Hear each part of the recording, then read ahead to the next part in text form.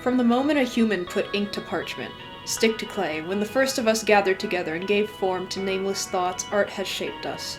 For most of us, there is some media or another that has at least in part molded our egos. For me, there were three: Reboot, Nausicaa, and Deltora Quest. The former two may seem before my time, but for those aware of it, Deltora will be no surprise. Deltora Quest is a children's dark fantasy series, published in the US the same year I was. It takes a Monster of the Week format, following the protagonists on their quest to retrieve the MacGuffins and restore peace to their war-torn land. Generic in premise, Deltora stands apart in memory for its execution. It punches far above its lexile with its depictions of gore and presents a surprisingly nuanced take on politics and war. It features also an extended universe for those who care to look. Deltora itself is composed of 3 series, each following the same trio as they deal with the aftermath of Deltora's annexation and eventual liberation. The main story is accompanied by 3 lore books, fleshing out the environment, history, and culture of their world. Later came the 3 Doors series, taking place on an island to the east of Deltora, but shining a light on the motives of their overarching antagonist. Finally is the Star of Deltora, which follows a Deltoran girl as she travels the islands of the Silver Sea, putting her homeland in context of this larger world. Star also retroactively connects Radha's other well-known series, Rowan of Rin, to this world, as it makes a brief stop on the isle featured therein. Full disclosure, I have not read the Rowan series yet, but I did find a proof copy of Rowan and the Ice Creepers at a used bookstore, and it's one of the most obscure yet worthless items I own. The lore is deep, its history long and winding. Deltora is a very well-constructed series, one that respects the intelligence of its young readers, and even matures in prose as it goes along. Radha did not write a children's series that so happens to be dark fantasy. Rather, she wrote a dark fantasy story in a way that is accessible to and appropriate for children. For any artist interested in doing the same, it is a masterwork to be studied. For a more free-form artist like myself, it was a formative work that sparked a love for speculative biology, intrigue, and horror. It probably also had a hand in my eventual political leanings, and I'm 99% sure Jasmine is the reason my gender identity is the specific way it is. So imagine you're me, going into middle school, a confused, undiagnosed girl who won't be a girl for long, able to access the internet for the first time at home. Imagine you're starting your edgy anime phase, and you remember that freaky series you loved in 2nd grade, and you love it just as much, if not more, the second time around. Imagine you Google it, imagine you look for fan content, and come up woefully blank. Imagine you've read everything that's currently out and are desperate for more. Desperate for the blood you deserve. Now imagine you stumble on the Deltora Quest anime. プリン。そうよ。私とリーフはお友達なんだ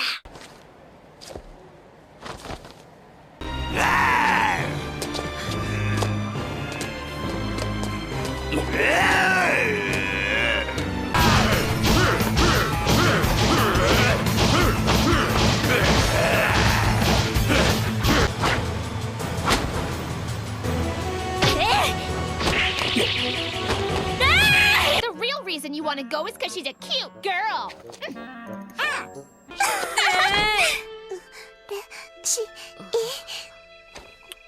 It's very nice to meet you, Leaf.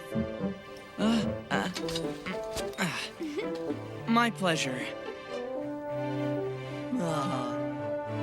What are you doing? Aren't you at least gonna put us out of our misery?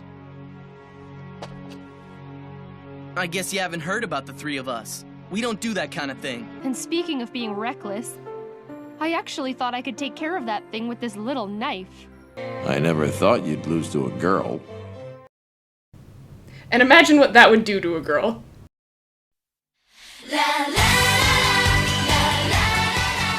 Now, I'm aware that there are many people who like the anime. It's nostalgic for a lot of folks, and for some it was their first introduction to the series.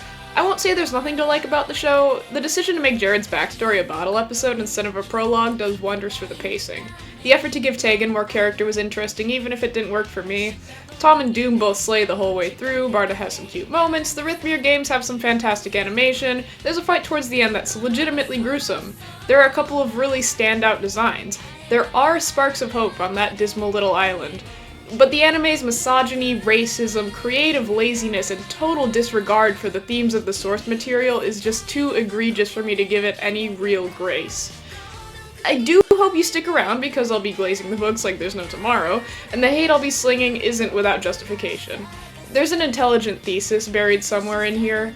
If you're a fan of the anime, maybe you'll come away with a fresh, nuanced perspective. But I am pretty mean.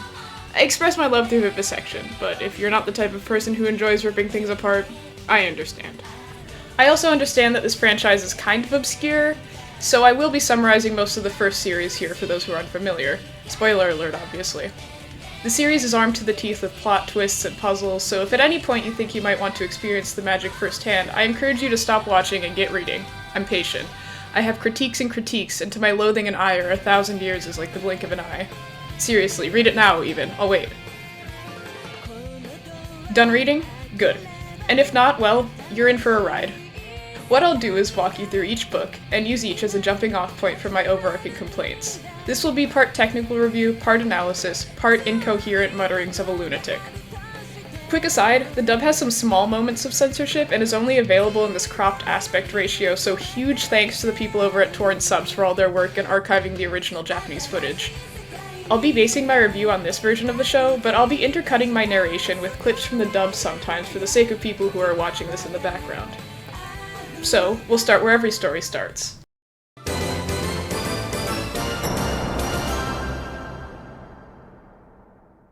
We open on the city of Del, and already our first difference comes to light. The anime has dropped us in media res, skipping the prologue of the books. As I said before, this is actually a fantastic change given the time constraints of the episode format. Where a book can get away with chapters on chapters of preamble, a pilot needs to establish things concisely. We're given a condensed lore dump, the bare bones of what we need to know in order to care about the stakes, and move right along. 1 point to the anime. Sadly, it doesn't stay in the lead for long. I will preface this section by saying that I actually have the least issues with the first few episodes. They're serviceable. If the whole show was like this, it wouldn't spark so much contempt in me. The flaws are few and subtle, but here lies the root of all my issues with the series going forward. Our introduction to our protagonist paints a deeply generic picture. Leaf enters stage top to confront some Grey Guards, the henchmen of the Shadow Lord, and scampers off after completing his heroic deeds. And if you know anything about the tone of the books, you'll see the first problem. Leaf, though certainly possessing some protagonistic flair, is not stupid. The Grey Guards in the books are a force to be reckoned with, these animalistic homunculi wielding fantasy napalm. Even just one is a threat to a crowd, and the idea that Leaf would endanger himself like that, put others in the literal splash zone for that matter, is far, far out of character. But hey, we're seeing this now in a visual medium. Rada could get away with melting people alive by skirting around her words. Animators would have a harder time. The guards have been nerfed hard here, less of a threat and more of a generic force of level 1 grunts. In itself, this isn't an issue, and is pretty understandable. There are other ways to darken a tone beyond acid and blood. Like, for example, having the protagonist actually show some fear, not having him taunt the cops and get away with it. Letting the characters have an appropriate reaction to their environment to convey to the audience how dire these straits are. And though they failed this on the first go, the rest of the episode is pretty much fine on that front. It plays out almost exactly as it does in the books. Once safely home, Leaf's father reveals to him his long-kept secret. He grew up in the ruined palace on the hill, side by side with the last king of Deltora.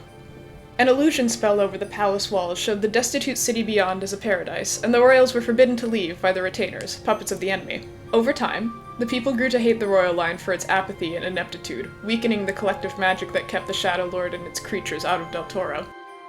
16 years ago, the Belt of Deltora, forged by the first King Aiden in centuries past, was broken by the forces of the Dark, leaving the land defenseless against the ensuing invasion. Leaf's father, awakened to the truth as a boy and exiled to Del, returned to the palace to save his old friend. He retrieved what was left of the Belt of Deltora and helped the king, queen, and their unborn child escape the ensuing slaughter.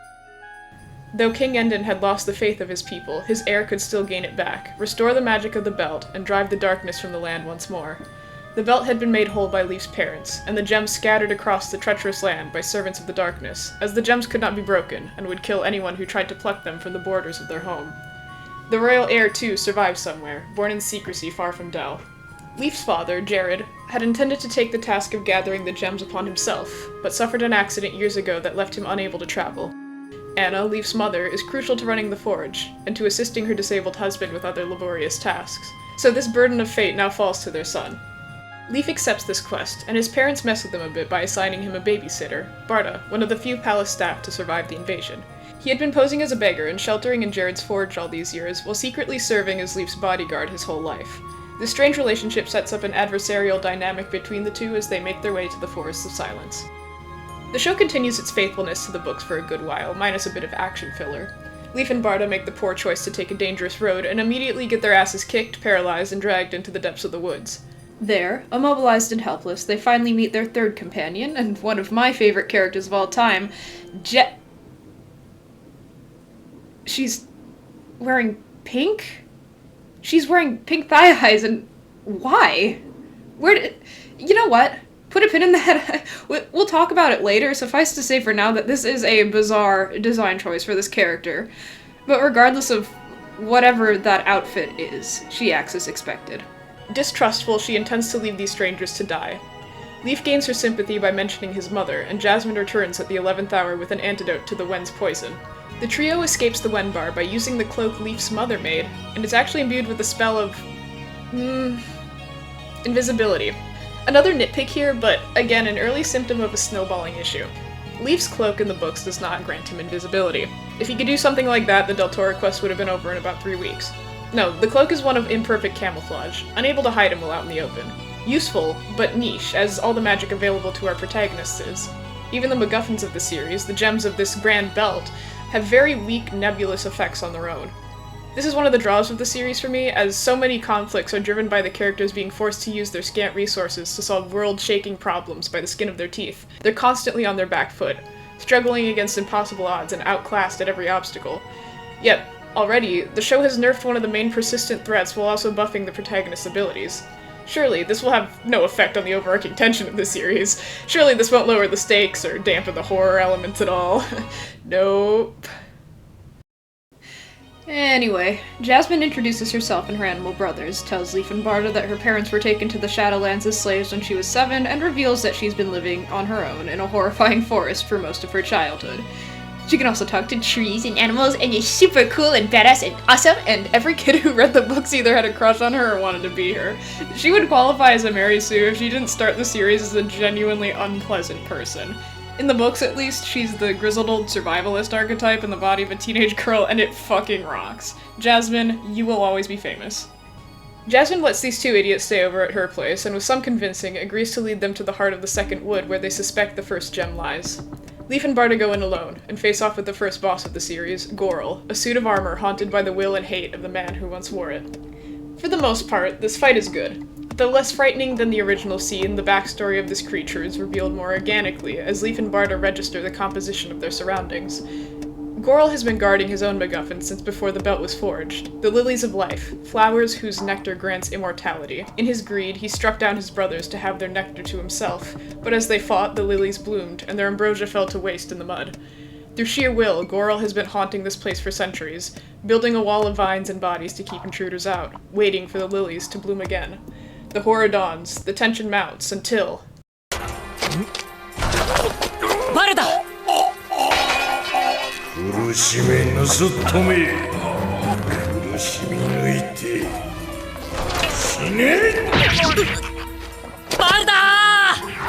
And this is where I knew the vibe was well and truly dead. Now, I'm not gonna be one of those weirdos who insists on violence in kids' media. I'm not gonna say Steven Universe should have stabbed the space fascist with this knife or whatever. I'm not gonna do that. But blood is kind of important to Deltora's whole thing, you know? It's already there in the books, prominently, unmissably even. Like, just off the top of my head, a guy gets melted alive by acid, Leaf gets his skeleton liquefied by a multi-story fall, a different guy's skeleton gets shucked like a clam, a guy gets his arm ripped off, a guy gets torn apart by giant spiders, several guys get torn apart by giant praying mantises, a guy is forced to partake in cannibalism, a guy gets dragged to literal hell, the protagonists fall into a pile of rotting but alive bodies, several people get poisoned, the party gets exsanguinated by flying leeches to the point that they pass out, Leaf gets half his face ripped off, Barda gets his limbs torn to shred, a woman kills herself on screen. You get the point. People die and suffer constantly in this series, and that's not even counting the abominations of nature omnipresent throughout. There's some genuine John Carpenter bullshit going on that gay island, and the official illustrations will back me up on the intended reading of its intensity. The tone is the bulk of Deltora's draw, a step above Goosebumps, not quite enough to get banned from schools. And here's the thing about this scene, here's the thing about Barda in general, something I think a lot of people don't actually pick up on regarding him. Barda is the level-headed normal mentor figure who dies at the beginning to set the stakes, but, spoilers, he comes back, and is stuck third-wheeling for two deeply unhinged fate-chosen protagonists. That's his assigned trope and subversion. That's why he's likable, that's his thing. This scene, then, is meant to set the tone of the entire series going forward. The switch to the bait. The book bombards us with dry backstory, drops us into a seemingly generic fantasy setting, and presents our run-of-the-mill teenage protagonist, only to have the guy who's supposed to be his big, untouchable bodyguard get one shot in their very first fight. It's intended to shock, it's intentionally brutal. But here, we cut away to Leaf's flat reaction, and it's like, girl, who gives a fuck? They don't even like each other yet, and as an audience, why do we care if Leaf is upset? We've known him for all of 2.5 episodes and don't know jack nor shit about him. Leaf's reaction is similar in the book, but we at least have some idea of the kid's personality, and the narration conveys the dread of it all. He just saw somebody executed, and he's going to die. The situation is hopeless. He is going to die. Like, listen. But to Leaf's horror, the knight did not fall. With a low growl, he turned, pulling Barda's sword from the back of his neck and throwing it aside. And then, as Leaf cried out in shock and fear, slashing uselessly at his armor, his metal-clad hand darted out like a striking snake, catching Barda by the neck and forcing him to his knees. "Die, thief," he hissed. "Die slowly." And he plunged his sword into Barda's chest. No! Leaf shouted. Through a red haze of grief and terror, he saw Girl pull his sword free and kick Barda to the ground with a grunt of contempt. He saw the big man groaning in agony, his life ebbing away into the roots of the vines. And then he saw Girl turn to him and felt that iron grip of the knight's will clamp his very bones. Frozen to the spot, he waited for death as Girl raised the blood-stained sword again. Blood is mentioned once in this passage, yet the imagery is evocative and intense, and nothing like what we see put to screen. The anime kills all tension by cutting away, by giving Barda this Kids Bop death scene. Just as there are ways to imply violence with non-explicit language, there are ways to imply violence visually without outright refusing to show us. The anime knows this if future scenes are anything to go by, and it even does this now by obscuring the wound behind Barda's cloak after he's been stabbed. Why not just use the same angle for the initial blow? Why not frame it as a silhouette? Why not show us Barda's face instead of Leaf's? Hell, why even censor such a pivotal scene? Referencing Nausicaa again, that movie is rated PG and has about the same level of gore and blood as the Deltora books do.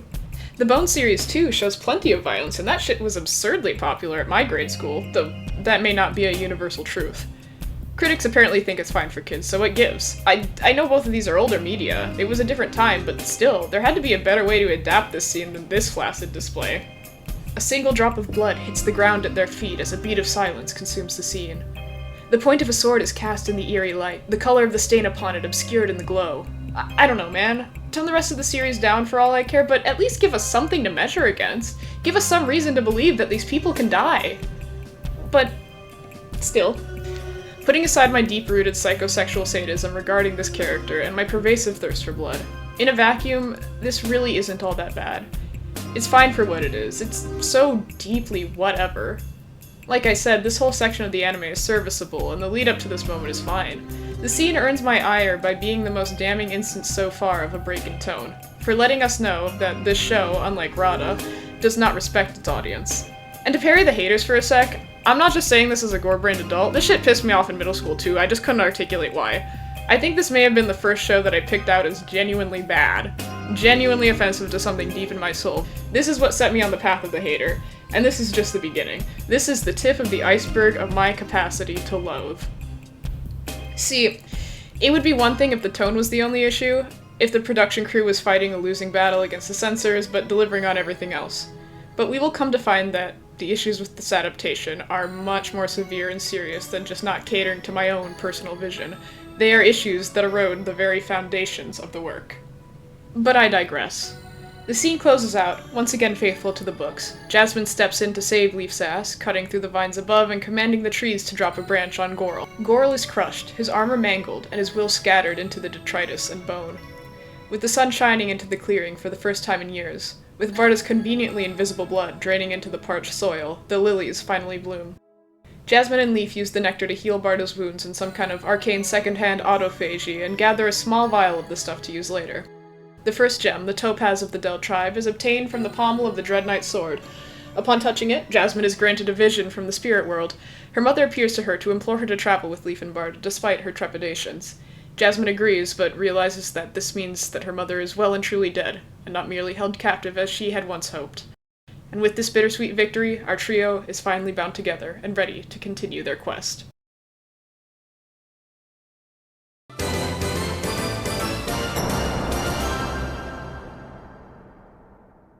Book 2 begins to drag. But like the first 3 episodes, it's a serviceable adaptation for the most part. This segment kind of just continues to dig the same holes as the first bit did. However, a new issue starts to rear its head as more characters and monsters show up. See if you can spot it!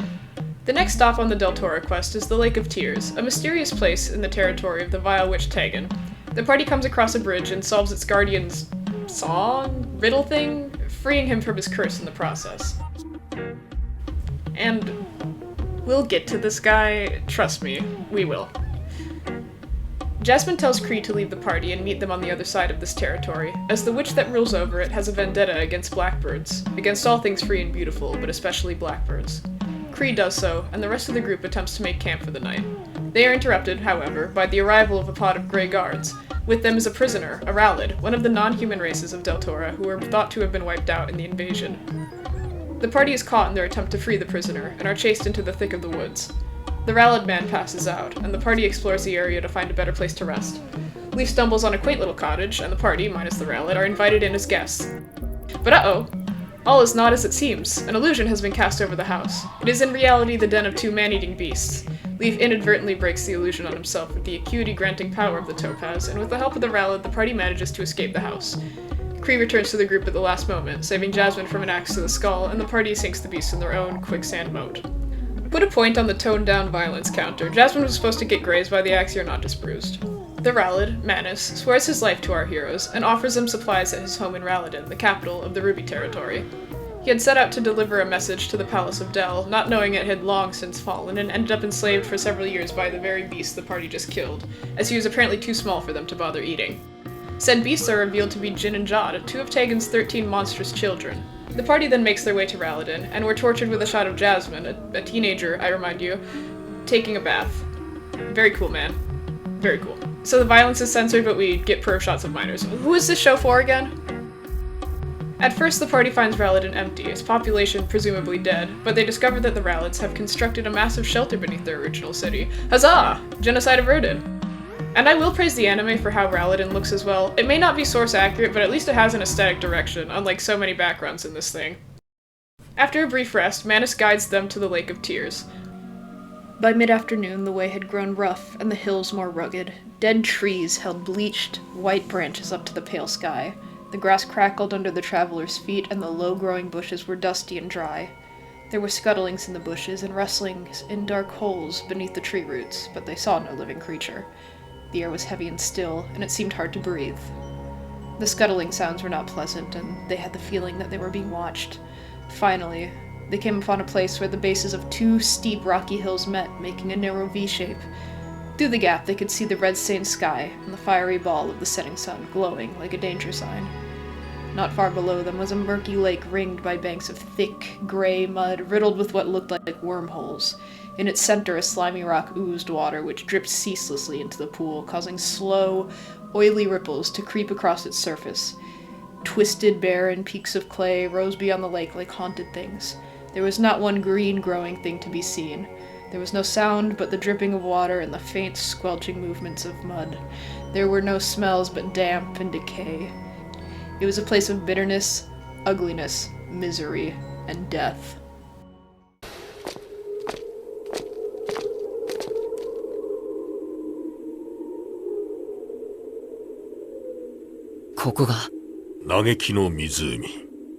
Oh, okay, so scratch all that. It's just a normal rocky lake with a bunch of fog sprinkled in and pyramids? Sure. And the sunset is like normal with fun flute music and not ominous at all. Yeah, sure, we'll roll with that. Sure, man, what the fuck ever. So the gang rolls up to the lake and is set upon by the gem guardian, Soldine. Knowing that fighting such a creature is suicide, the party tries to bargain with it. Soldine, however, will take no payment less than Manus himself and the sweet music he plays. When the party refuses, Soldine attacks, dragging Leaf into the lake. Leaf is saved by the power of the topaz once more, as the gem clears Soldine's cursed mind, and the beast decides to give Leaf the gem of its own free will. But just as the gem is in reach...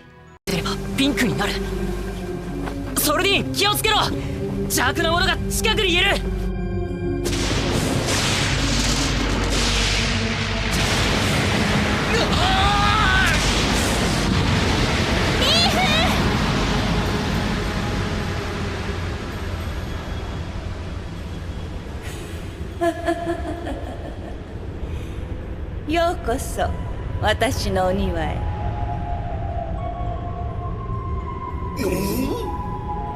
私は魔女テーガン。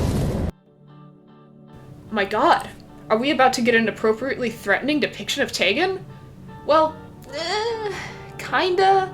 Her initial appearance is actually pretty killer, if you ignore the shonen monologues, but the anime makes the odd choice to turn her into a recurring side villain, which ends up stripping her of any aura she initially had. The party getting through this encounter alive is very much a fluke. Kree dive bombs her and bites her finger the moment she casts a spell, the split second she isn't completely invulnerable. As per whatever arcane rules govern her, the single drop of spilled blood breaks her power. Tegan falls to her own complacency and ego, not because the party's actually stronger than her. She let her guard down because she didn't see Kree as a threat. But in bringing her back to be thwarted multiple times, her power level is put down the drain. I'll bring her up again later, but know that this moment of badassery will not last. But, on the topic of Tegan, why does she look like that? I mean, it's a fine design, but, well, take a look at her depiction in the Book of Monsters. She's naked, more force than woman, breathed in fire, composed of it maybe. Tegan is canonically beautiful, but she's also canonically monstrous. And for that matter, look at her kids. I can't even lie, Zod back there made me kind of sick when I was little. And in the anime they look fine, objectively. These are perfectly good cartoon creatures, but they don't look like Tegan's brood. They don't look like Deltora. None of these designs look like Deltora. If there's a single thing people remember about the series, if there's one thing you know about it without having read it, it's probably this. The cover art. Pretty much all of the art in the books was done by one guy, Mark McBride. For most of my life, I thought the covers were done digitally, but these are actually acrylic paintings, which is bonkers to me, honestly. Like, I can't fathom how he managed to recreate the Photoshop airbrush effect with acrylic of all things. It's crazy. The man has my utmost respect. McBride's art is kind of the engine behind the aesthetic of the series. It's such a specific, gruesomely detailed look, shaping the image of the world in one's mind. It's a perfect match for the tone of Deltora. Dark, but fantastical. An awesome sight, and unbelievably horrible. The humans that the art depicts dress as one would expect from characters in a faux medieval dark fantasy. Grungy, plain, practical, yet distinctions between cultural groups are shown clearly. Each part of the world has an identity, and the beasts of Deltora feel distinctly alive in their own. There's so much to draw from. So many guides to follow with regards to design. It coheres. And yet, the anime does nothing with it. The Rallids are accurate, if a little dull, but Tegan? The gnomes? The kin? The chalice? Shit, man, it's dire. It's bad. A few of these characters even have depictions in the main books already, but the anime couldn't even be fucked to copy-paste those. Even the designs that are technically book accurate are executed in the most lackluster way imaginable. Menace and Xian look like a Rallid and a Tauren, sure, but they only look like that. The archetype of their people. The concept art of what the Rallids and Taurens are supposed to look like as a whole. Barda has dark hair and a beard, sure, but his outfit is so completely nothing. Having a cloak is kind of Leaf's iconic thing, and it's so obvious they just gave him one so they didn't have to draw his body whenever he's in frame. They can just reduce him to a cylinder. A perfect encapsulation of how nothing this design is. A goddamn cylinder. Jasmine's outfit looks like absolute shit, and doesn't even follow the implication of what she's wearing in the books. She salvaged all her clothing from the dead and dying people who got dragged down the Wendell Road. Yeah, she looted the bodies for their valuables too, that's canon. I could see her maybe finding some pink fabric and making a loose garment out of it, sure. But who the hell did she loot pink vinyl thigh-highs from? What the actual fuck? Most of the people she robbed were Grey Guards, and unless the Shadow Lord put some pizzazz into the clone vat and released a new line of Slay Guards at some point, Jasmine should be wearing grey, not pink. Why the fuck is she wearing pink? I mean, the why of it should be pretty obvious if we just look at the way they drew Joanna and Glython's boobs. Glython is described as sturdy-bodied, and the gnomes in general have a sort of Tolkien dwarf-type look to them, so I cannot even guess as to what went on in the designer's head here.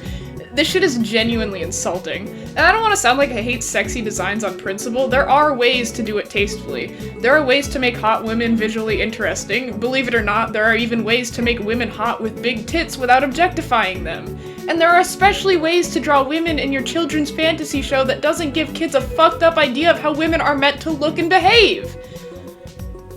But I have a whole segment on that later. I will calm down. The one thing I won't fault the anime for is how the CGI looks. Dunking on it would be cheap.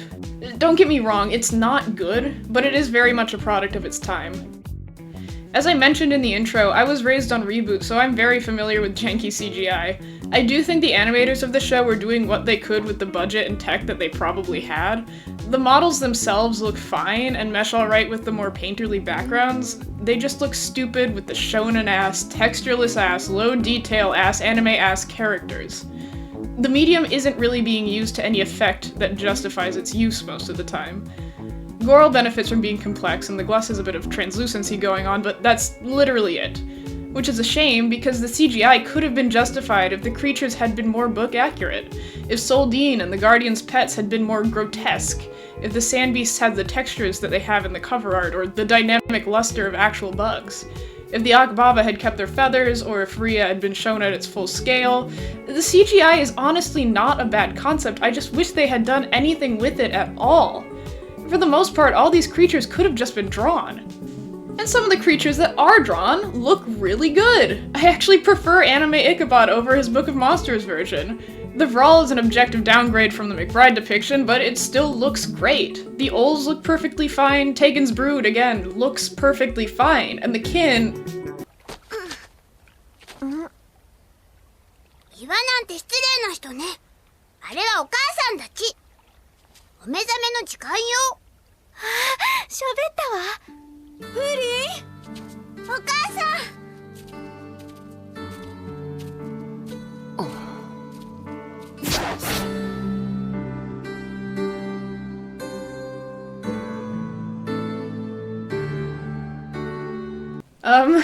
Okay. So the Kin. The Kin are the worst shit I've seen in my life. They're just so hard to look at. They look disgusting. The way they have those human hands while the rest of their bodies are so lumpy, they look like skin suits, like desiccated mascot costumes, like some Abandoned by Disney shit. It's so gross. And the way they have those moe faces, and the way the adults have actual haircuts. I feel like there's some kind of bait for some kind of pervert, but I don't know any perverts who would actually go for this kind of thing. They're fucking horrible! They can't communicate that they're women without giving them eyeliner and fuck-ass bobs! They shouldn't have to be visually feminine because they're fucking animals, but even as a staunch hater of the institution of gender as a whole, I can tell you for absolute certain that there are ways to convey femininity on an animal without literally making them pink! Oh my god! I don't understand why they thought this was a good idea! To be fair, I don't particularly like their depiction in the art books either. They look more dog-like than I had imagined, but I would take these things over the anime design a million times over. I always thought they were supposed to be kangaroo dragon type things. Marsupial megafauna. Deltora is an Australian series. The setting is basically fantasy Australia. Why, dear god, why did they not look at Australian wildlife for inspiration? Why do they look like that? This is so bad. Oh my god. Oh my god. Oh, get this shit off my screen. I'm gonna vomit. Another thing I won't fault the anime for is the hair colors, and I only bring this up because I've heard other fans comment on it.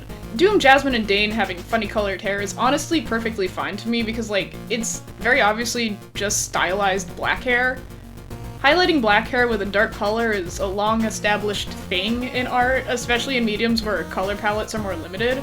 The Superman himself had blue hair for a while, and while I can see this taking people out of it a bit, it's small potatoes in the grand scheme of it all. Like, sorry, but if the thing that breaks your suspension of disbelief in the show is that Dane's hair is shaded with purple and not the misogyny, racism, and general stupidity that this adaptation is swimming in, then, well, I don't know. Probably watch this video all the way through before commenting so we can talk on equal footing. I've got way bigger fish to fry. There are, admittedly, a few good designs in this show. The problem is that half of them only show up like twice, and the other half are still just an objective downgrade from the book. Doom actually looks pretty good, and I won't lie, I want him badly. They actually committed to making him brown, his outfit looks fine, and they match the description of a hawk-like face as well as such a same-facey anime can. But even then, they gave him blue eyes when they're supposed to be dark, and they completely omitted his beard. So the good qualities still have to fight to offset the dog shit. Leaf looks like a very generic shonen protag, but I do honestly like his outfit. I think this design could be good with a few tweaks, but him being blonde is a genuine plot hole, and I can't get into why because it's major spoilers. Rest assured, I will touch on this later, but for now, it shall be a specter that haunts you the rest of this video like it haunts me every fucking day. I think the only genuinely good design that shows up consistently is the gray guards, but even that comes with a caveat because it reminds me that Jasmine's design is shit from a butt. Like, when Jasmine's clothes are referred to, it's almost always as a jacket, legging, and boots.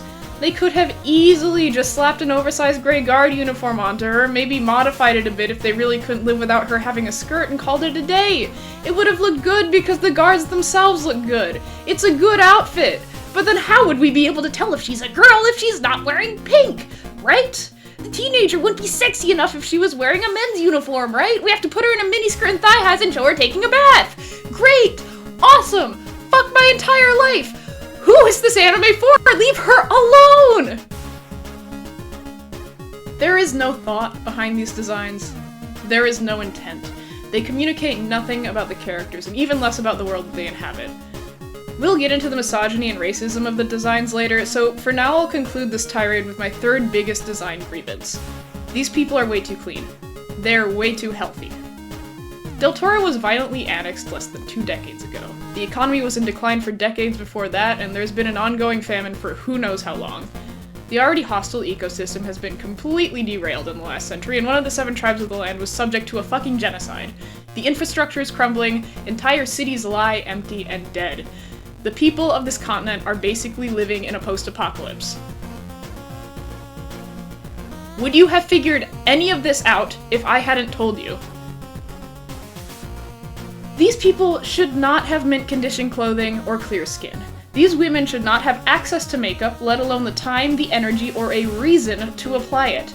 Jasmine should be greasy and haggard, Barda should not have silky, well-kept hair, and he should not be fucked to shave that stupid little gap into his mustache every day.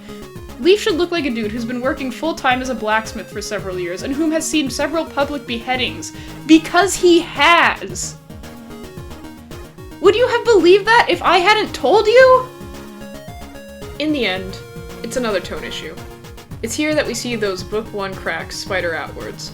It is here that it becomes clear that the anime not only does not respect the tone of the books, but has little interest in portraying their world at all.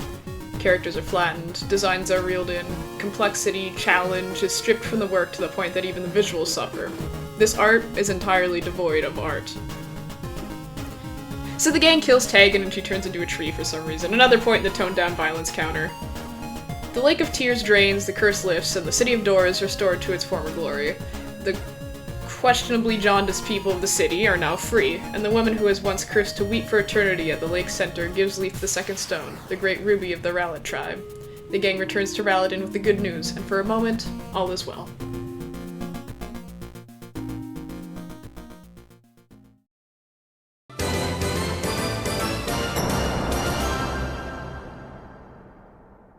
Book 3 is the point of every rewatch where it sinks in for me just how ass the anime is, as well as the point where I start getting Stockholm Syndrome for Barda's anime design. Maybe he was a little cute when he lit his hand on fire, so what?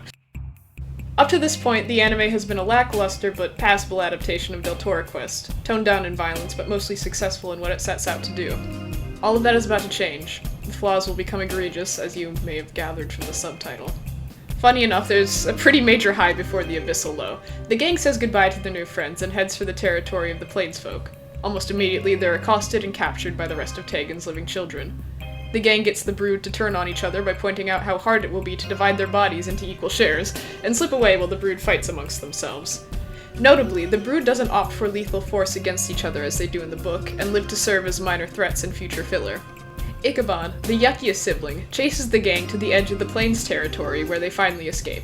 But a third point for the anime, the brood shedding their skin like lycanthropic selkies kind of rocks. If you forget this is supposed to be Deltora, the bits with the brood are some of the high points of the series.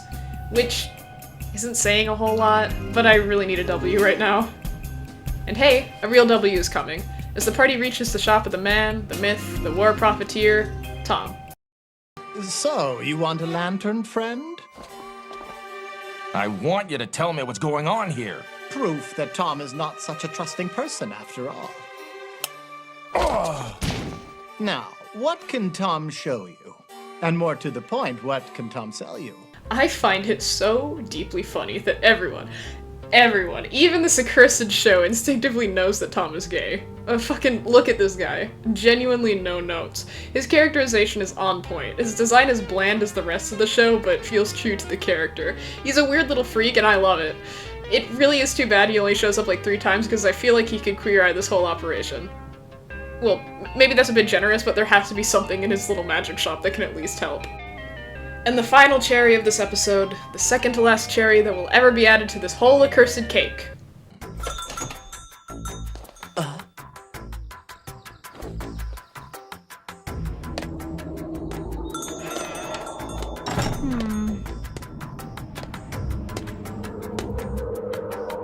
You're in my way.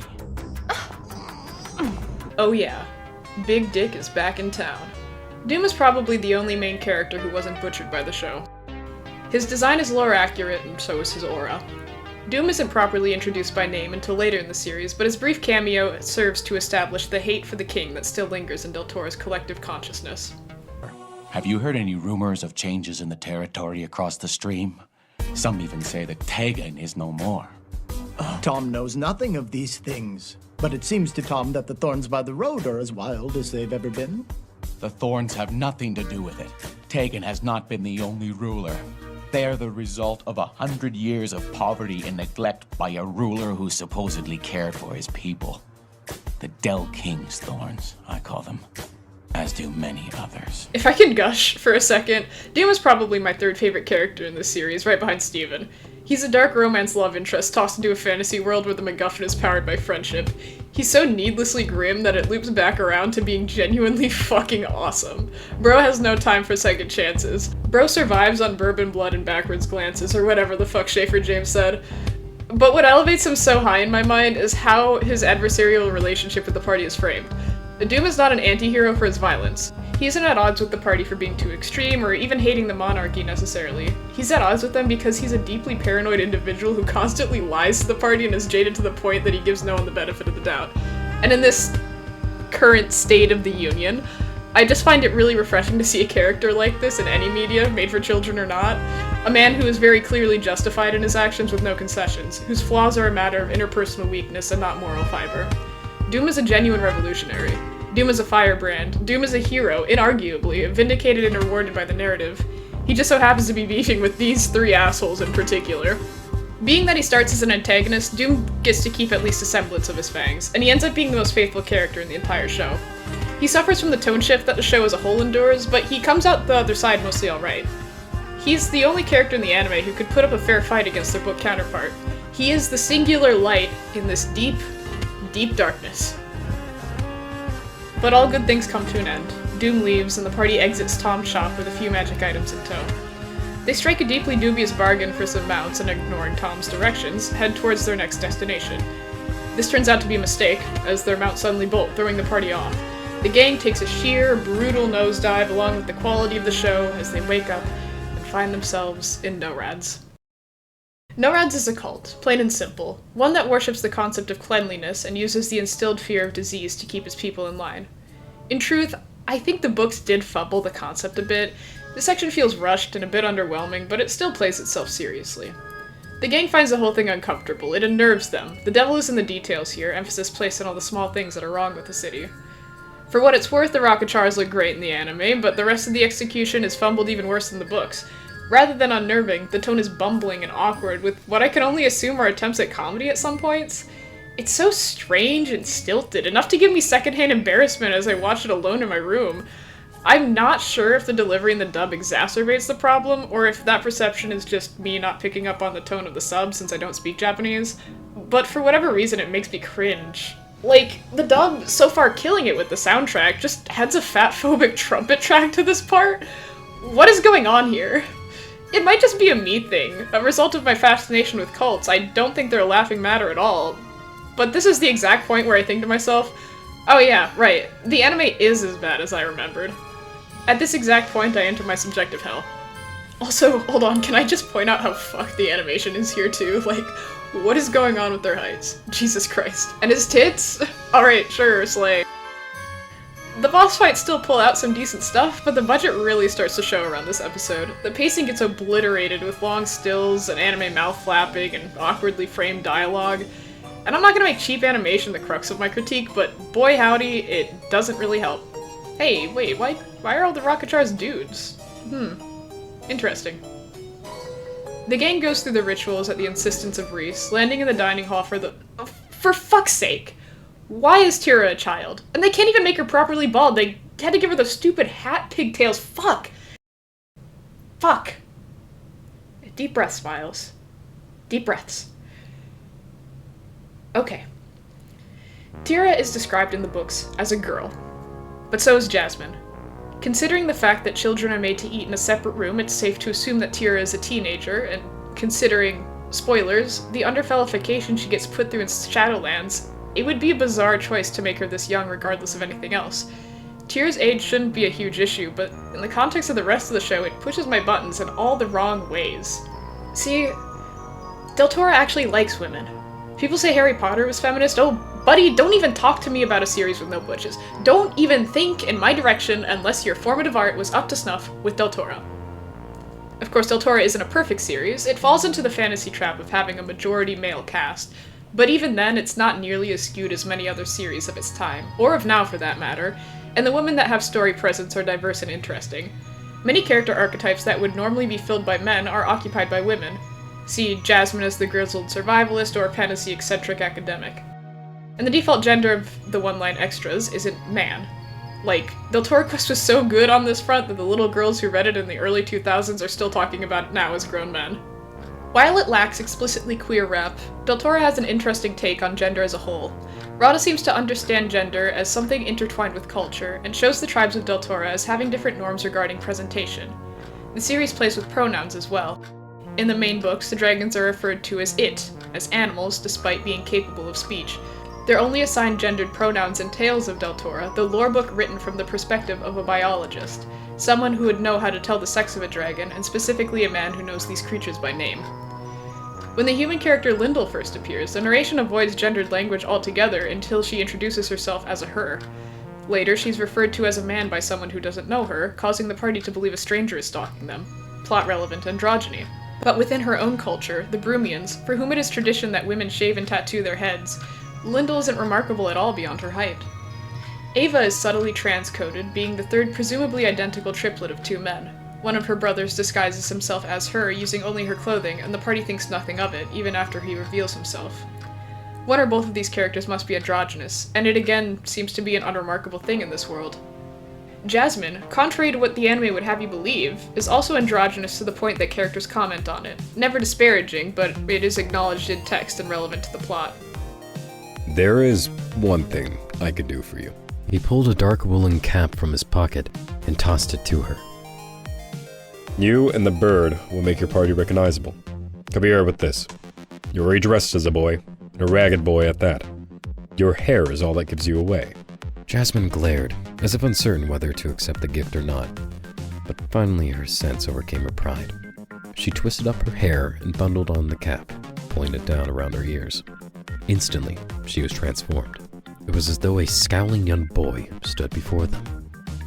She does this twice, by the way. Once here and once again in Series 3. And this part of her character is framed as cool, as useful, as something that doesn't need to change. The one time Jasmine puts on a dress, Leaf is shocked. Not because she cleans up good, not because there's a proper girl hiding under the jaded, angry mess, but because she looks so unlike herself. Because she's really damn good at disguises, and Leaf thinks that's cool as hell. Jasmine and Lyndall are also love interests for Leaf and Barda respectively. GNC women portrayed as both aspirational and desirable. Genuinely butch women portrayed as something more than a joke or a horse to be broken. Strange, angry, passionate, violent women. Women who are a lot like me. The easiest reading of Star of Deltora I can think of is as a trans allegory. Britta is haunted by this masculine figure, a man she aspires to be yet is ashamed to be connected to. She hides this connection from the world. She tries to be the daughter her mother wants her to be. Her coming of age happens among a crew of outsiders. Her best friend is Brumian, the captain and doctor have something going on, always together, one calls the other my dear. The girl who antagonizes her is a perfect image of high-class femininity, of everything Britta feels pressured to be. Britta learns to present herself as she desires, not as others demand. She confronts the figure that haunts her, and returns home, finding that she no longer needs to hide who she is. She feels free dressed in menswear. She cannot be the kind of girl her sister is. She will hide her sailing clothes from her mother. Star also features the only gender fake-out plotline that has ever worked for me. Sky of Rithmir walks into this girls-only competition with so much confidence that no one thinks twice. That's a butch girl. She belongs. It's only in a foreign land with far stricter gender divides that he gets clocked in front of the crew by a local, and afterwards, he doesn't change. He doesn't cut his hair, shirk his charms, alter his manner of dress. This is who he is, and how people of his culture present themselves. His being perceived as a girl was not an act of deception. He never presented anything beyond the person he was. He doesn't change because he wasn't lying in the first place. It was all just a matter of perspective. The thesis of Star, the lesson Britta walks away with, is that regardless of what your blood might say, there is no wrong way to be yourself. I don't know Radha's actual politics. I don't know what she would say if I presented my Britta as a trans man reading.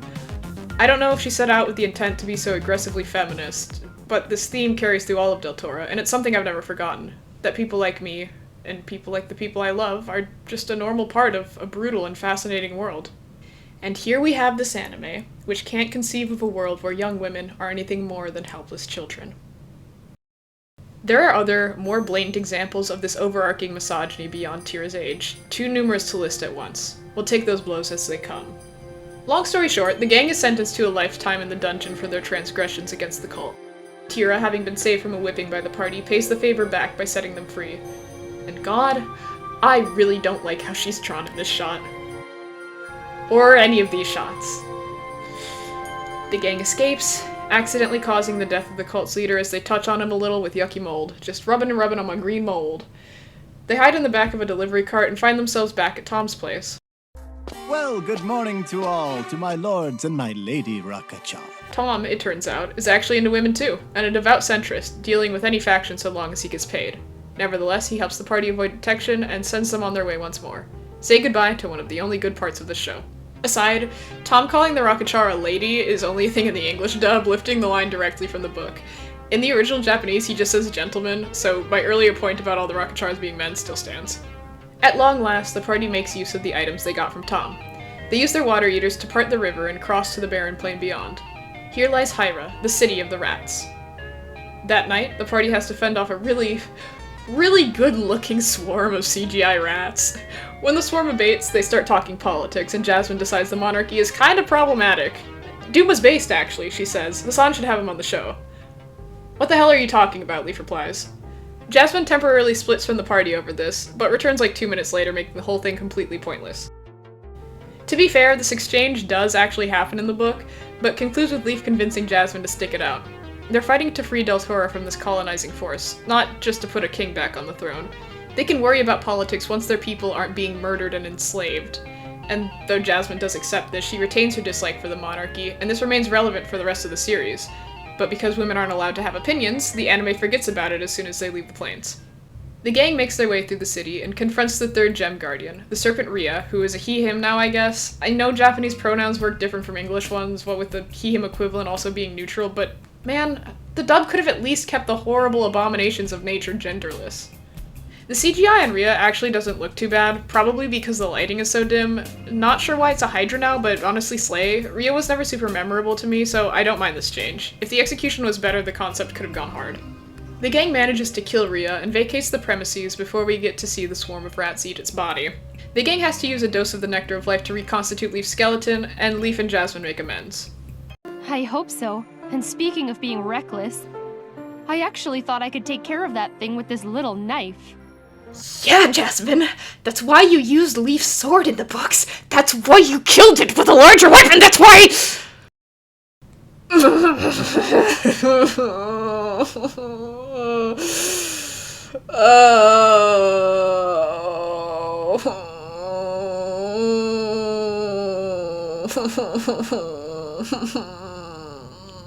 Someone put me on suicide watch. You know what I find genuinely fascinating about this show? The way it retroactively makes things that happen in the books worse. How it reaches through the fabric of time and twists canon to its misogynistic vision. Like, Jasmine. Let's finally address Jasmine. My dearest Jasmine, my best friend, my idol, the character nearest and dearest to my heart in any work of fiction ever. My everything girl, my prince. Jasmine is the only girl in the party, and also happens to be physically weaker than her companions. In a vacuum, this would fall into sexist tropes, obviously. However, in the context of the rest of the world, the rest of its women, characters like Lyndall and Joanna and Glython, it's perfectly fine. The women of Deltora are diverse in their strengths, and when we look at Jasmine's character flaws, we understand that Radha didn't make her physically weak because she's a girl. Jasmine is short, malnourished, raised in a place where attempting brute force against most anything would get her killed. She's being weighed against a blacksmith and a soldier. Of course she wouldn't beat them in an arm wrestling match. But still, she has a hilariously high kill count compared to them, and is able to take out much larger opponents given enough space and time. She can't lift as much as two built cis dudes, but she could absolutely kick the average person's ass. Even if she uses less head-on means than her companions, Jasmine easily stands on her own in any fight. Radha doesn't view women as weak. Hell, there's a bit in Shifting Sands that goes out of its way to inform us that Leaf isn't sexist. Leaf stared awkwardly back at her. He had fought several women the day before, and had learned that it was unwise to think of them as anything other than dangerous opponents. Besides, anyone who had seen Jasmine at work knew better than to underestimate a fighter just because she was female. But Nerida looked so gentle. She was as tall as he was, but slender and graceful as a deer, with a deer's huge, dark eyes. Don't get it twisted, my protagonist isn't sexist. The lady he's fighting just looks especially pathetic. Iconic, really. We give Radha the benefit of the doubt because we can glean her intent through context. But the anime... I never thought you'd lose to a girl. In the anime, Jasmine is weak because she's a girl. She's not aggressive and spiteful because of her upbringing, she's just a bitch. She's not stubborn, she's whiny. She doesn't hate the monarchy because she has a single-minded drive for justice, she is a contrarian idiot woman. Her staying on the sidelines in fights isn't because she's looking for the least dangerous line to victory against opponents that could decapitate her with a punch, it's because she straight up can't defend herself. Her being unable to swim is an excuse to have Leaf save her, not a mechanism to raise the stakes. Barda protecting her is a man protecting a damsel, not an adult protecting a child. Her distrust of Nerida isn't rational, it's a catfight. Even her, spoiler, winning the Rithmir Games is an avenue for her to get one-upped by a man. Doom claims to have thrown the fight in the books too, but it's completely uncertain whether he's telling the truth. It's a short but very fun moment that establishes a rivalry between these two characters and adds another layer of intrigue to this secretive man. In the anime, we take it at its face. It's not just Jasmine, it's everyone. Anna and Sharn are not active contributors to Jared's plan, they're set pieces. Joanna doesn't lose to Glock because Glock is unethically brutal, she loses because she's weak. Tegan isn't a cruel and overwhelmingly oppressive force of power, she's the cackling green MILF. Every woman is there to either fill space or have huge tits. Unbelievable. Is that really all it takes with you two? What do you mean? The real reason you want to go is because she's a cute girl. Put me on suicide watch, dude. I'm really gonna do it. But on a lighter note, and on the subject of recontextualization, something I find really funny about Star of Deltora is how it makes the previous entries more feminist. Throughout all of Series 1, we don't really see any sexism in action, so one could assume that Deltora is a sort of post-gender society.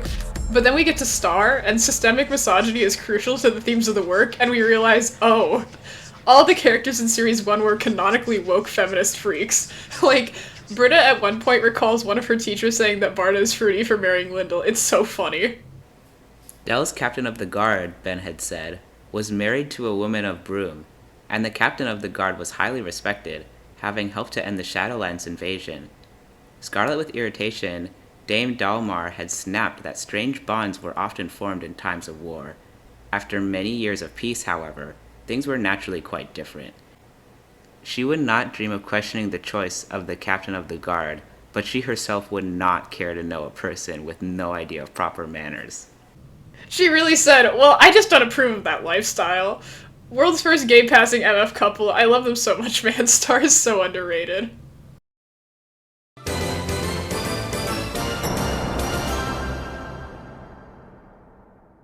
CinemaSins ding. Why did Leaf get a prophecy from the Opal but not Barda? The gems can be used by anyone, so it doesn't really make sense that it is at this point that the anime inserts the prologue. As they make their way back towards civilization, the gang hides from the monstrous Akbaba under Leaf's cloak. Stuck like this as the creature scours the land for them, Leaf and Barda give Jasmine the full context of their quest. We're treated to a flashback that gives Jared's backstory in more detail, and it's actually pretty good. The bit where the peasants swarm the garbage cart for food with their out-of-place high-detail faces looks exactly how I would have expected a Deltora quest adaptation to look. It feels more in line with the art direction of the lesser-known DS game than anything in the anime. It's so bizarrely well done, I have a hard time believing the rest of the series is in a fever dream. And then I see Jared's blonde ass again and remember that I'm in hell. And again, with the weirdly young-looking girls in this shit, Anna is the same age as Jared, a year or two off at most. Why does she look like that? Who is this anime for? I already summarized the information this flashback reveals, but two things should be noted. One, Sharn gets cucked out of her girl boss moment. What did we expect? Like, we can't even let a woman push a man out a window without help.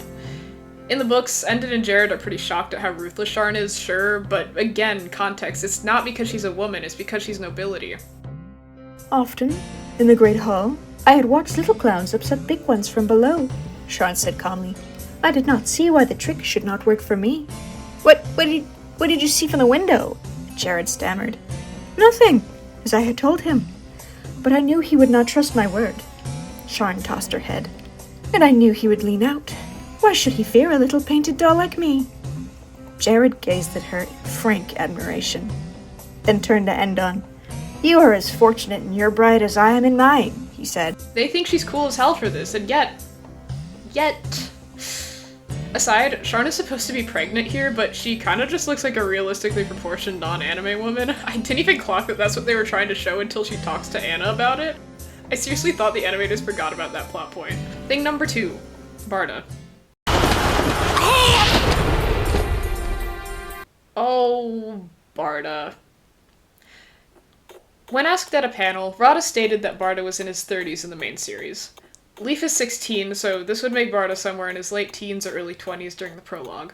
Barda's mother, Min, was King Endon's nursemaid, making the two of them something like estranged brothers.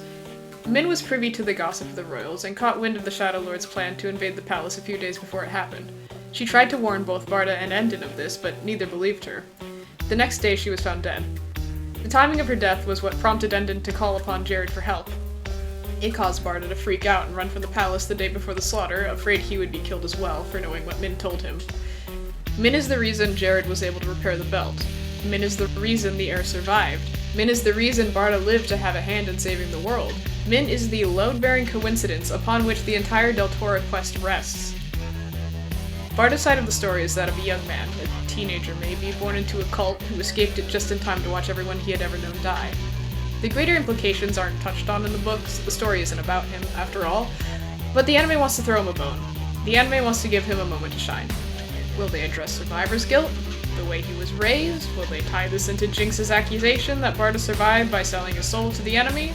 Will they put emphasis on how he becomes a protector figure to these children he is begrudgingly in charge of? How his powerlessness in the face of death drove him to want to save others in recompense? Hell, they could give him more interactions with Tira in light of their shared circumstances. Give him angst that he couldn't save this girl from the same type of cult abuse he went through as a child. Nah, it's gay as fuck. His problem is that he's not macho enough. See, in the anime, Barda doesn't run. He doesn't listen to his mother. He is not allowed to be ashamed of his fear, or his dismissal of her. He must instead be ashamed of his weakness. He wasn't able to kill a giant bird. He wants revenge against the man who killed his mother, whose death did nothing to protect him. The anime can't even let a woman haunt the narrative properly. The anime hates women so much that it overflows into hating men. Barda must be stoic. Barda must be invested in violence not as a means, but as an end. He can't be emotionally unstable. He can't be catty. He can't have just been afraid to die. We already have a girl in the group. This change in motive also validates the idea that what happened to him was his own fault. In making revenge his goal, framing his desire to be stronger and overcoming cowardice as correct, it implies that he was weak in the first place. I reiterate, he was born into a fucking cult. His friends were murdered by a military force with acid grenades and 7 birds each the size of a dragon. If he had stayed, he would have died, no buts about it. And as a final kicker, Sharon already killed the man who murdered Min. The new guy is a shape changer with the same face. Barda's newfound vendetta is literally meaningless. The women are made objects, and the men are cleansed of any traits that fall outside a masculine archetype. Protagonist, barbarian, patriarch. This is why Doom remains so faithful. He's already a masculine caricature. Leaf in the books is one of very few protagonists in children's media that I actively like. He's a person beyond his role as an audience surrogate. He's going through a madness arc every other book. He's been through the ringer. He's sensitive, he's empathetic. His greatest strength is his education. Not his street smarts, though those do play a role, but the fact that he could read, do math, and understand the history of the world. He gets his kindness from his father, a gentle and nurturing man who is reinterpreted in the anime as a stalwart, emotionless patriarch, and his shrewd intelligence he gets from his mother, who literally has no traits in the anime because God forbid a woman fucking do anything. In the anime, he's blonde. What else is there to say? It's just sad. The books are somewhat bare bones in terms of interpersonal development, more focused on action and limited by word count, but if you look for it, there is substance there to work with. Small moments compound throughout the series to show us a cast of believable human beings, and it's just crazy how wrong the anime got it. There's this little thing I like to call secondhand characterization, wherein we're told about a character through the people they hang out with. The most common place I see this is in well-done romance. The sort of person someone falls in love with is very telling of what they value. We don't know much about Barda's personal life, but we know he marries Lyndall, a ripped, loud, reckless, tattooed, butch, bald woman who can track people by scent and sometimes crawls around on all fours. That, I think, tells us maybe, just maybe, a little bit about the sorts of people Barda vibes with, how he behaves when he's not in an apocalyptic setting, what he believes regarding gender norms and family structure. But Lyndall doesn't appear in the anime, thank God, so the characters that suffer most from the others' mischaracterization are Jasmine and Leaf. I'm not a huge Jazz-Leaf shipper myself, but the relationship is fine. It's nowhere near as grown-worthy as some of the obligatory main guy, main girl het slop I've been subjected to, and enough hints get dropped over the course of the series that it doesn't feel like it comes out of nowhere. Leaf is shown several times to admire Jasmine's ruthless skill and determination. Jasmine in turn respects Leaf's moral convictions and selflessness. Despite beginning the series on opposing ends of a jadedness scale, they both see the truth in the other's worldview, and by the end turn out to be more complex people for it. They value these aspects of each other, and therefore we can assume that these are things that they value as a whole. The above-board protagonist is willing to be underhanded for the sake of survival, and the shoot-first rogue of the party still cares deeply about doing the right thing. Leaf and Barda have a more overt impact on each other. Both start their journey with a fatal amount of pride, but after almost dying together, or actually dying in Barda's case, they both realize that it's okay to rely on each other. It's okay to rely on other people in general. They come to respect each other, and by the time Book 4 rolls around, they're genuinely afraid to lose each other. One of my favorite exchanges in this series is between them in Isle of the Dead. Almost certainly, he and Barda would be dead by the time the tide tossed them up on the rocks, or onto the sand of the little bay beside the lighthouse. But the belt would be found. He could hear Barda splashing heavily at his shoulder, and his heart smote him. Barda had watched over him almost all his life. At first he had not even been aware of that steadfast protection. Then he had often resisted and resented it. Lately, he had come to take it for granted that whatever he did, Barda would always be by his side. But Barda has his own life, Leaf thought. Or at least, he had a right to it. A picture of Lyndall flashed into his mind. Lyndall, standing tall and straight by the gates of Broom, the palms of her hands pressed into Barda's in long, wordless farewell. Barda could have found happiness after all the years of struggle. Leaf thought. Instead, he will die with me in this cruel sea. I'm sorry, Barda. He choked. I'm so... What effect did the main characters have on each other in the anime? If you offered me $1 million to figure it out, I'd come up broke.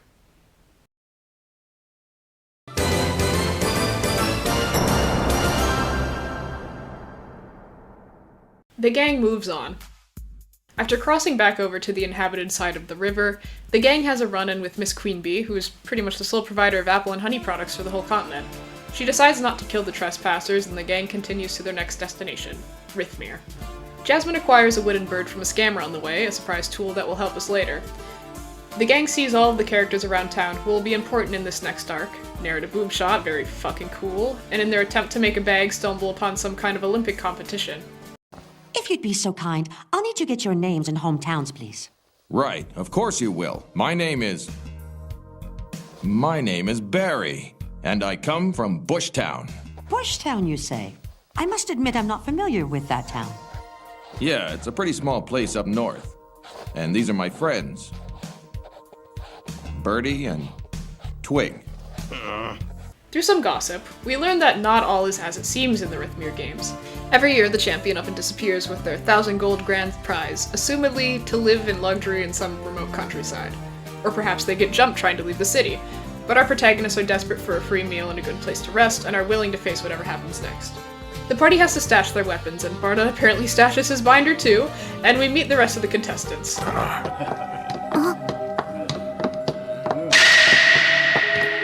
あいつは Daddy Longsword just landed in Rithmir, baby. Also, it turns out this is a blood sport. But the party's locked in, literally. And I'm not sure why Joanna and Orwin are such assholes here. They don't have many speaking lines in the books, but they always struck me as fairly sportsmanlike. I don't know, odd choice, especially considering what happens with them later. The situation starts to sink in for the gang. They're accosted in the hallway, and Jasmine manages to nick their assailant with her nails that she totally hasn't chewed to stumps. Not her concealed dagger, I guess. The mystery person gets away with their room key and leaves an adorable note threatening them. The party blocks their door with furniture before sleeping, but uh-oh, they wake up the next morning to find their door locked from the outside. They manage to flag down Brightly, the proprietor, and are fortunately still able to participate in the opening rounds. Or opening rounds? To expedite the games, the first round is a free-for-all among the contestants, with the last 8 people standing moving on to day 2. Also departing from the books, the anime gives the competitors Nerf weapons. And this is actually a welcome change from the barehanded wrestling in the books. Props lend themselves well to action scenes in a visual format, and the animators can do a lot with the choreography with this added element. And to be fair, the animation for the one-on-ones later in the tournament is genuinely good when it's not being interrupted by dialogue. But for day 1...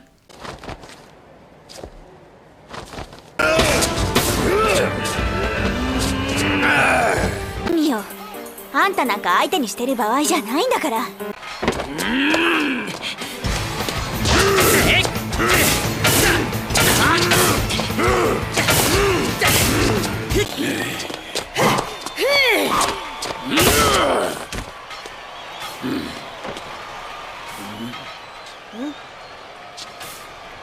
ダメだ、隙がない。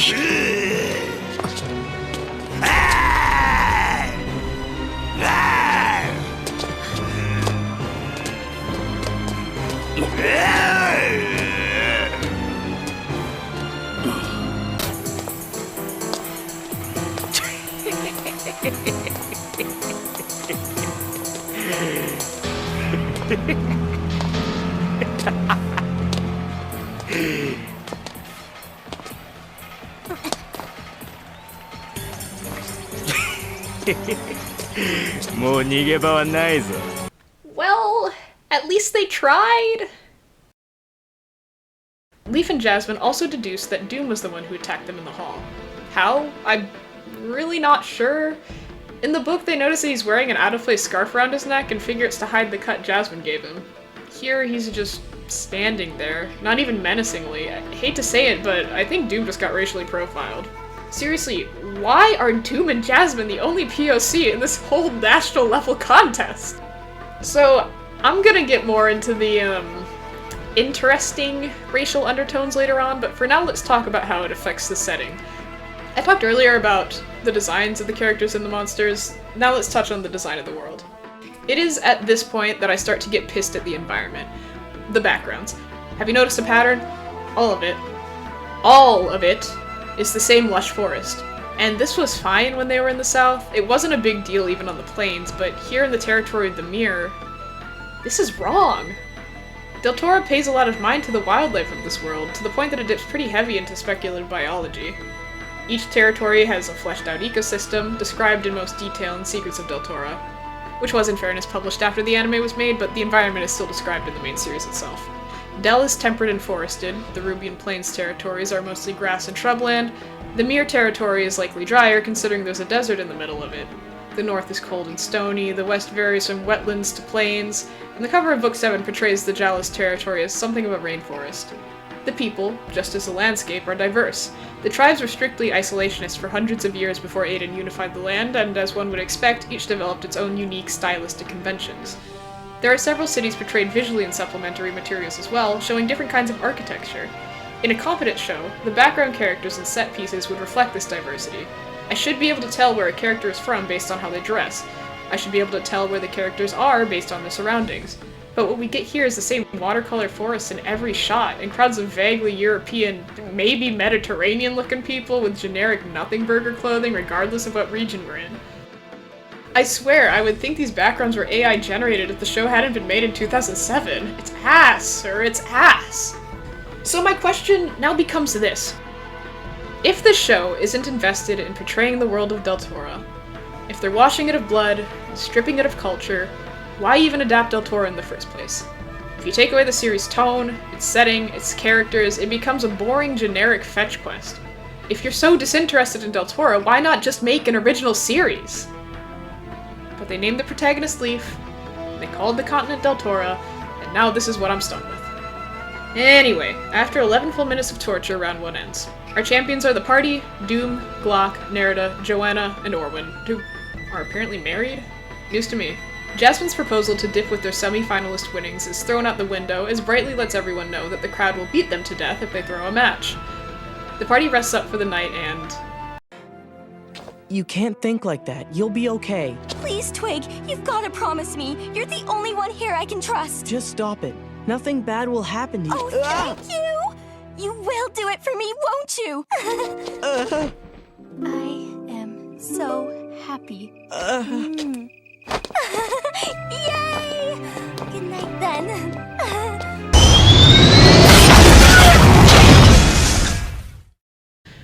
The choice to have Nerida flirt with Leaf is fucked on a few levels. Nerida in the books is almost certainly an adult. She's described as a woman, not a girl, and at one point claims to be in love with Doom as a ploy to gain sympathy from the party. This, at least to me, would also imply that her clinginess towards this 30-something man was flirtatious in nature, though this isn't explicitly stated. Nerida's manipulation of Leaf, on the other hand, is a pure sympathy play with no romantic undertones at all.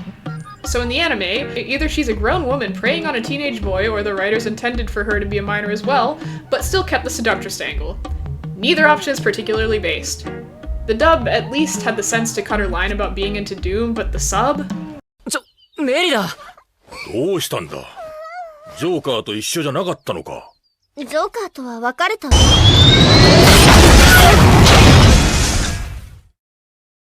If Jasmine's outfit wasn't enough of a clue, this series has an issue with sexualizing underage girls. I mean, given that it's an anime, I'm not really surprised, but... well, I don't know if I can be disappointed either. The bar is already in the mantle of the earth. Ugh. Regardless, we at least get a couple of decent fight scenes as the Rithmir games close out. Doom and Barda suck each other sloppy style in that gay arena, and Doom finishes last. Glock, breaks Joanna's ribs and Brightly jizzes a little bit over it. I don't fucking know, man. I'm so tired. Not sure if I should mark this down as more or less brutal than the books, honestly. In the books, he strangles her by the neck, nearly killing her before Orwin jumps in to stop it. This is what disqualifies Orwin from the tournament and causes Jasmine to win by default, rather than just him getting into a fight with Glock later. Nerida pretends to throw her match with Leaf, juking the fuck out of him and knocking him on his ass, for once faithful to the books. I never thought you'd lose to a girl. Brother, you married fucking Lyndall of Broom. You cannot be saying shit like that. I know you get pegged. I know this isn't your heart. Jasmine moves on to the next round, and a mysterious emo boy serves the contestants some Four Locos. Jasmine declines, and Glock takes her drink instead. But, whoa, turns out the cider was drugged, and both Nerida and Glock fall unconscious, leaving Jasmine alone to face off with Doom.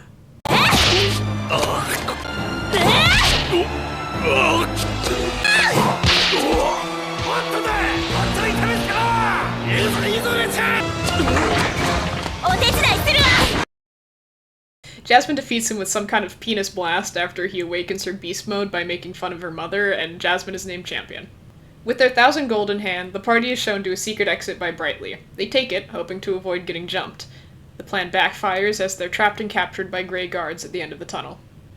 It turns out that the Rithmir Games are a plot to lure in Deltora's best fighters, the people who could serve as a legitimate threat to the Shadow Lord, in order to kidnap them and take them to the Shadowlands as slaves. As Doom rescues the party later that night, he explains that he was there to investigate the disappearances. He locked the party in the room to keep them out of harm's way, and had intended to drug Jasmine instead of Glock so that it would be easier to convincingly throw the final match. We also learn that Doom is the leader of the creatively named Resistance, the only faction currently putting up a fight against the Shadow Lord. Doom is accompanied by that emo boy from the arena, Dane, who will be important later. Okay man, can you explain this a bit further away from the guards, maybe? You have a cave set up already. Whatever. Doom invites the party to the Resistance, but the party refuses on the grounds that they can't let anyone know about their quest for the belt.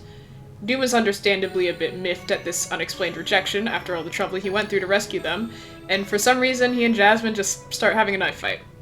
Doom wins, of course, because could you imagine a girl winning a fight? I'd like to see him pull that shit on Book Jasmine, but slay regardless. They all part ways, and the gang finds their way to the coolest area in the entire series, the Shifting Sands. Death swarms within its rocky wall. Where all are one will rules all. Below the dead, the living strive, with mindless will to serve the hive. Sand. Nothing at all but deep, dry sand. As far as the eye could see, high red dunes rolled away under a low, brooding ceiling of murky yellow cloud. There was no sign of any living thing, but the low droning sound filled the place, as though the very air was alive. He closed his eyes to shut out the sight of the barren land, the glowering sky, but beneath his lids he still saw red sand, and the hungry, jealous will that was drawing him to itself, as it drew everything in this place to itself, was stronger than ever. The low, droning sound drummed in Leaf's ears. He stared at the circles on the sand. They seemed to mock him. He tried to look away, but his eyes kept being drawn back to them. He forced his gaze up to the sky. There was no relief there. The unchanging roof of cloud seemed to press down on him, hemmed in as he was by faceless dunes. And all the time fear plucked at him like the flies that had returned in force, stinging. Barda grit his teeth. What sort of creature is this? Why does it leave marks to show what it has taken? Leaf shrugged. Why do sculptors carve figures of stone, or shop owners list their wares upon their windows, or fools write their names upon trees and walls? To show what they love, to show what they own, to leave a message for all who pass by that way. Jasmine was looking wary. You are talking very strangely, Leaf. I do not like it. You speak as if you know this thing. Leaf shook his head. It is beyond knowing. A thing of mindless will ruled the shifting sands, and all that was precious in that fearsome place it gathered to itself. The terrifying creatures who shared its domain could have the flesh of their victims. The Guardian wanted only the treasure the victims carried. For the first time since entering the sands, Leaf touched the belt under his shirt, checking that the fastening was secure. As he did, his fingers pressed the topaz, and suddenly his mind cleared.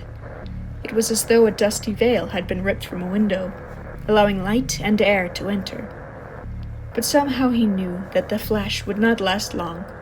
There was another power at work here, and it was ancient and terrible.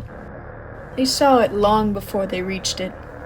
A lone peak rising high from a flattened circle and ringed by rounded dunes.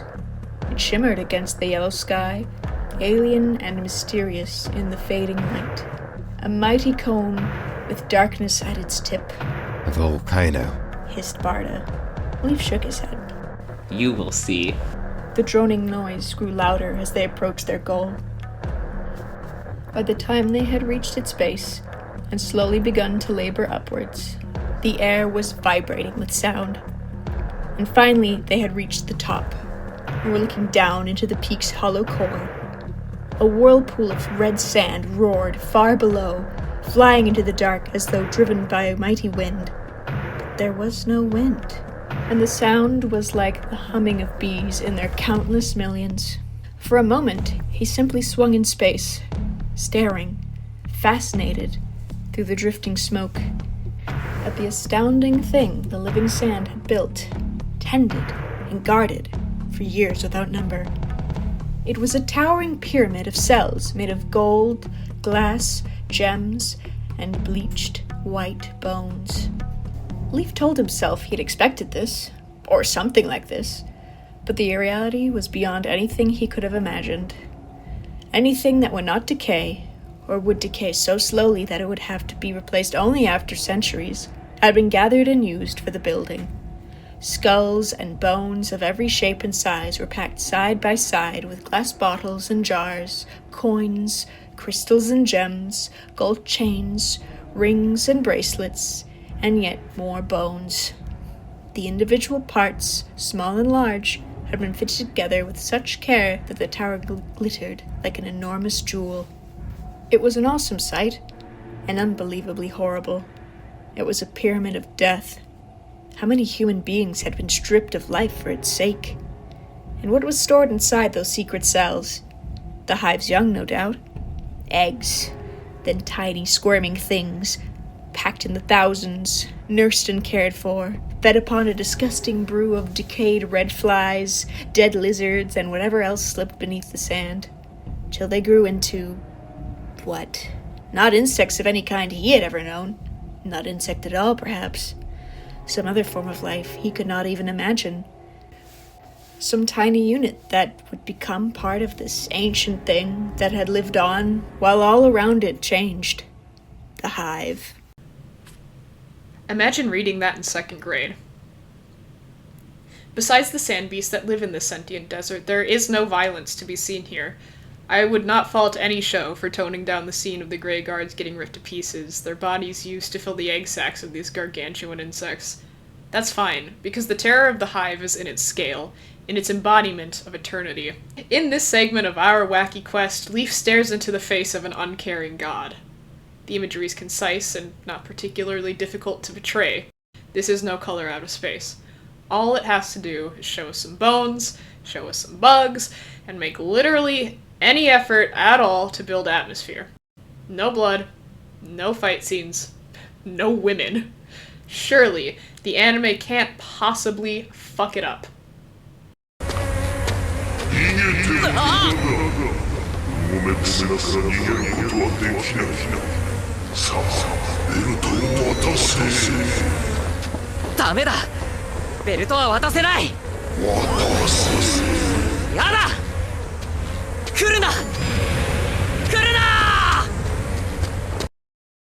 I don't know why they made the sand beast so huge, but whatever, honestly. It works fine. The things are sufficiently nasty. I kinda like that Leaf's descent into the center is more climactic. Barda jumping off the lip of the tower as a counterweight is a fun concept. The center itself looks pretty cool, too. I'm sad now. The glimpses of light only serve to dazzle my eyes and make the darkness around them deeper. Leaf Indiana Jones is the Lapis with the wooden bird Jasmine 1, and the gang escapes with one more MacGuffin. We are barely halfway through.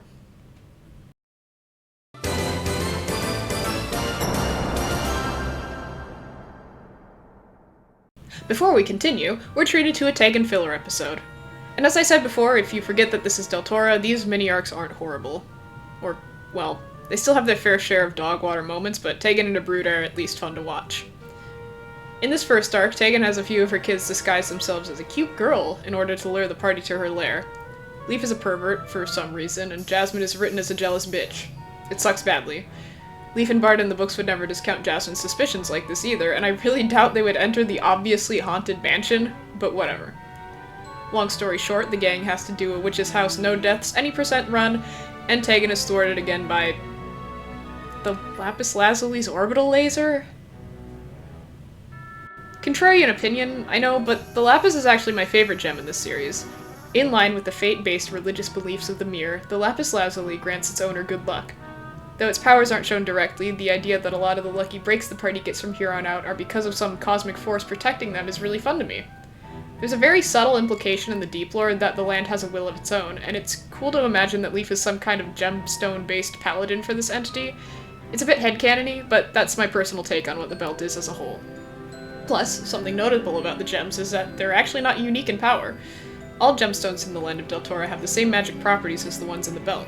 All amethysts calm the mind, all rubies and emeralds can cure poison, all lapis lazuli grant good luck. The gems of the belt are pretty much just juiced up versions of gems you can find in any magic shop, important because of their history and symbolic connection to their original tribes. So I have to disagree with the take that the lapis was underpowered, and I think changing it to have an active effect like this, one that's never really brought up again, mind you, is stupid. But dumb as it may be, the party escapes and continues on their way to Dread Mountain. So the party stops at a mysterious spring, and the episode channels vibes from the original Search and Rescue No Sleep as they realize that the trees around the pond are all completely identical. Except the background artist couldn't be fucked to draw that, so we just have Jasmine say that the trees are silent. As soon as they set up camp, the gang knocks the fuck out. Leaf has a horrifying dream that he's back home.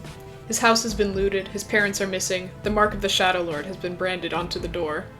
This shocks Leaf awake before the others, and he finds a thing at the spring. I don't need to rant again about how much I hate how the kin look in the anime, but it harms me. It harms me physically and mentally, and makes me ill. Prin got done so dirty, man. I actually really like Prin in the books. It's hard to write children in a way that's both cute and realistic. Prin in the books manages to tread that line, especially because when she's in genuine danger, she acts a lot more serious.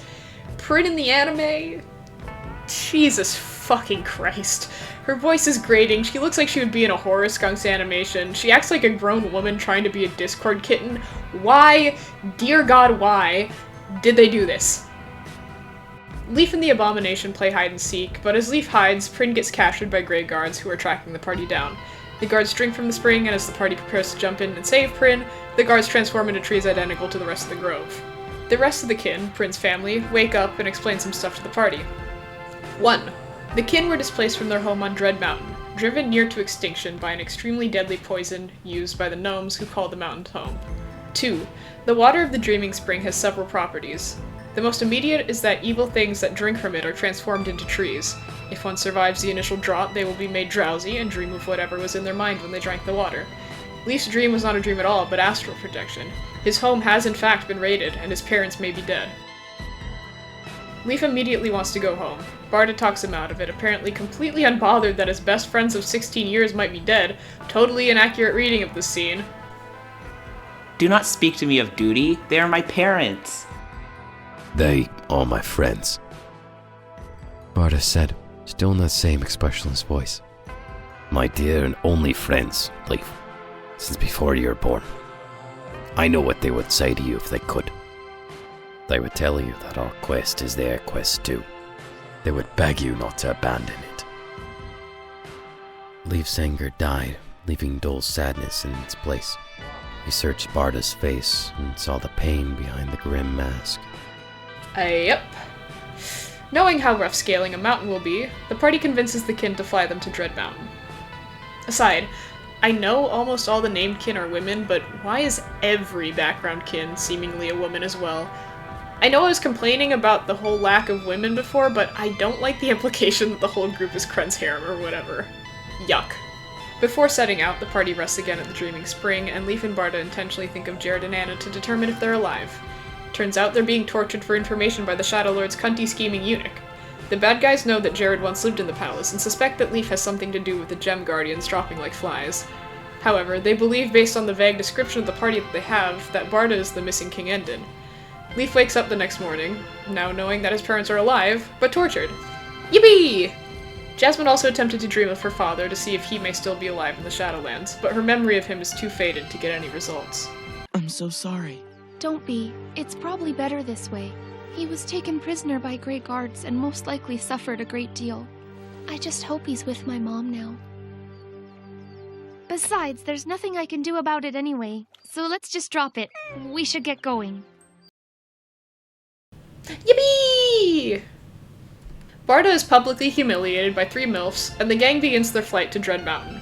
They make an overnight stop in a grove called Kinrest, where they find a mysterious gravestone. With a site abandoned by the kin for years, a hermit had apparently taken shelter there. A hermit named...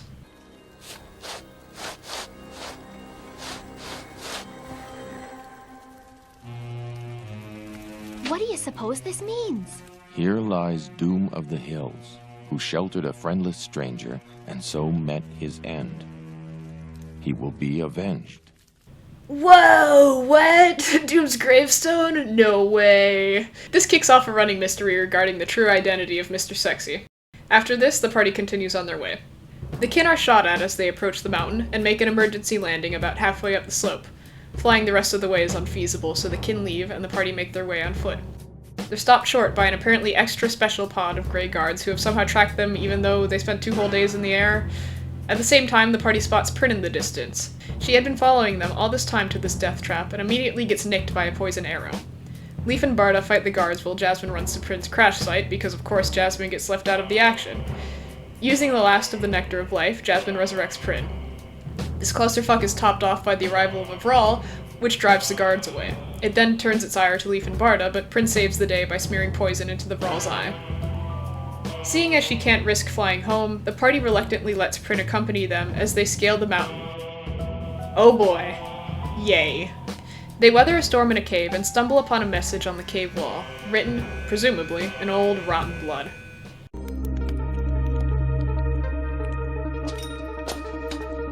Who exactly am I? All is darkness around me. But I will never despair. There are only 3 things of which I am sure. I know I am a man. I know where I've been. And lastly, I know what it is that I must do. For now, that has to be enough. I wonder what that connects to. As they continue, Prin stumbles on an abandoned hut, and the party realizes that the mountain is in an absolute state. The thorny trees have choked out all other life in the absence of the kin, and the gnomes seem to have only bothered to maintain a single road to the bottom of the mountain. Perhaps not all is as it seems. The party eventually makes it to the gnome stronghold, and after a single, weirdly well-animated clip of Barda dodging a booby trap, they're locked inside an airtight room and left to suffocate to death. With nothing else to do, the party drinks the water they took from the Dreaming Spring in order to do some reconnaissance. Jasmine sits it out, because she's a girl. Thinking of the gnomes who chased them, they astral project into the treasure room of the stronghold and discover that the whole place is under the control of a giant toad. The gnomes use its secretions to make the poison for their arrows, and the excess is used as an ingredient in the Grey Guard's blisters. Gallic demonstrates the power of its ooze by turning a guy to stone. And look, I get that melting a guy alive might be a bit much for a kid's show, but this is getting ridiculous. The ooze being used as an ingredient in both poison and incendiary bombs is fine, sure, I'll buy it, but at this point it's just confusing. You thought the Dreaming Spring did too much? Gallic's ooze is like Jebel. It can do anything. That was a stupid line, whatever. Keeping it in. The gnomes have come to rely on Gallic's poison, and Gallic has taken full advantage of this to enslave them in the name of its master. Before waking, Leaf realizes that the emerald of the belt is set in the beast's forehead. Back in reality, the gang devises a plan to escape the room. Now, in the books, the hallway they were trapped in looked much longer than it was thanks to a mirror at its end. Barda recalls a tale that he heard once but didn't believe of a wondrous item that was glass on one side and a mirror on the other. One of the many fun anachronisms of the series. With the knowledge that the gnomes are watching them despite the room being airtight, he deduces that there's a room behind the mirror and the gang escapes by breaking it. In the anime, they pretend to go insane and kill each other, women first of course.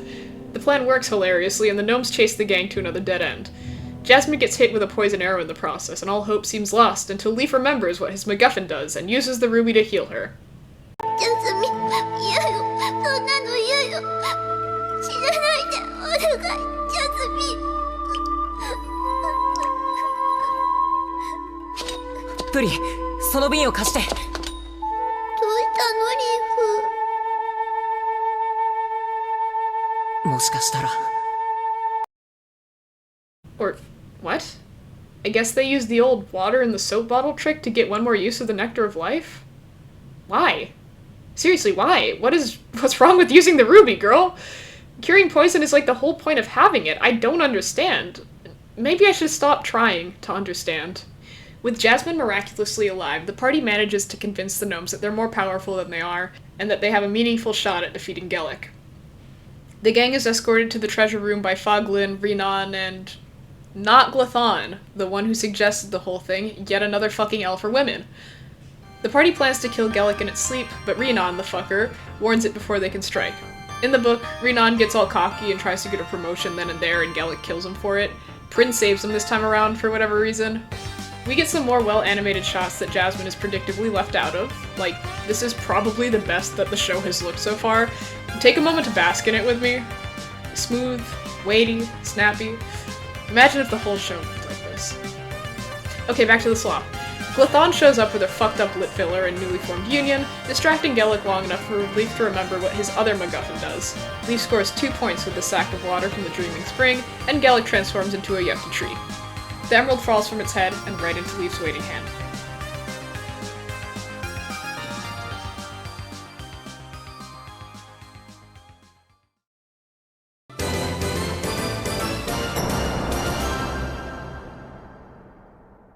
The kin and the gnomes make peace, agreeing to share the mountain. The gnomes swear to keep Gellick's defeat a secret as long as they can by supplying the Grey Guards with fake ooze. They send the party on their way with supplies and a promise of loyalty. Recap clip show episode! Back on the trail, the party attempts to save 2 little girls from drowning, but it looks like they're too late for one of them. From nowhere, the other is shot through the chest by that emo boy from earlier. It turns out that the girls were actually Ols, shapeshifters that had been tracking the party for several days. The one feigning death gravely injures Barda before the party can kill it. And, wow, that animation was ass. Leaf plunged his sword home. The thing shuddered, then collapsed, its body a shapeless, writhing mass, bulging horribly here and there with limbs, faces, claws, ears. Choking with disgusted horror, Leaf recognized the face of Marie, the pointed snout of a wood mouse, the wing of a bird. Then there was just a bubbling pool of white that sank as he watched into the sand. Nowhere in there did I hear the words Microsoft PowerPoint slides. Dane, having been injured in his scuffle with Leaf, tags along with the party as they head south. They plan to drop Dane off at the Resistance stronghold, but he collapses before they get there. For what it's worth, Dane is also pretty well done in the anime. He's quiet and fairly passive, so it's kind of hard to mess him up if you rip dialogue wholesale, but I thought the fact that he's not completely flubbed was notable enough to mention. No idea why his bow is so tiny, though. At the Resistance stronghold, the party manages to crack the password on the fly and gain entry.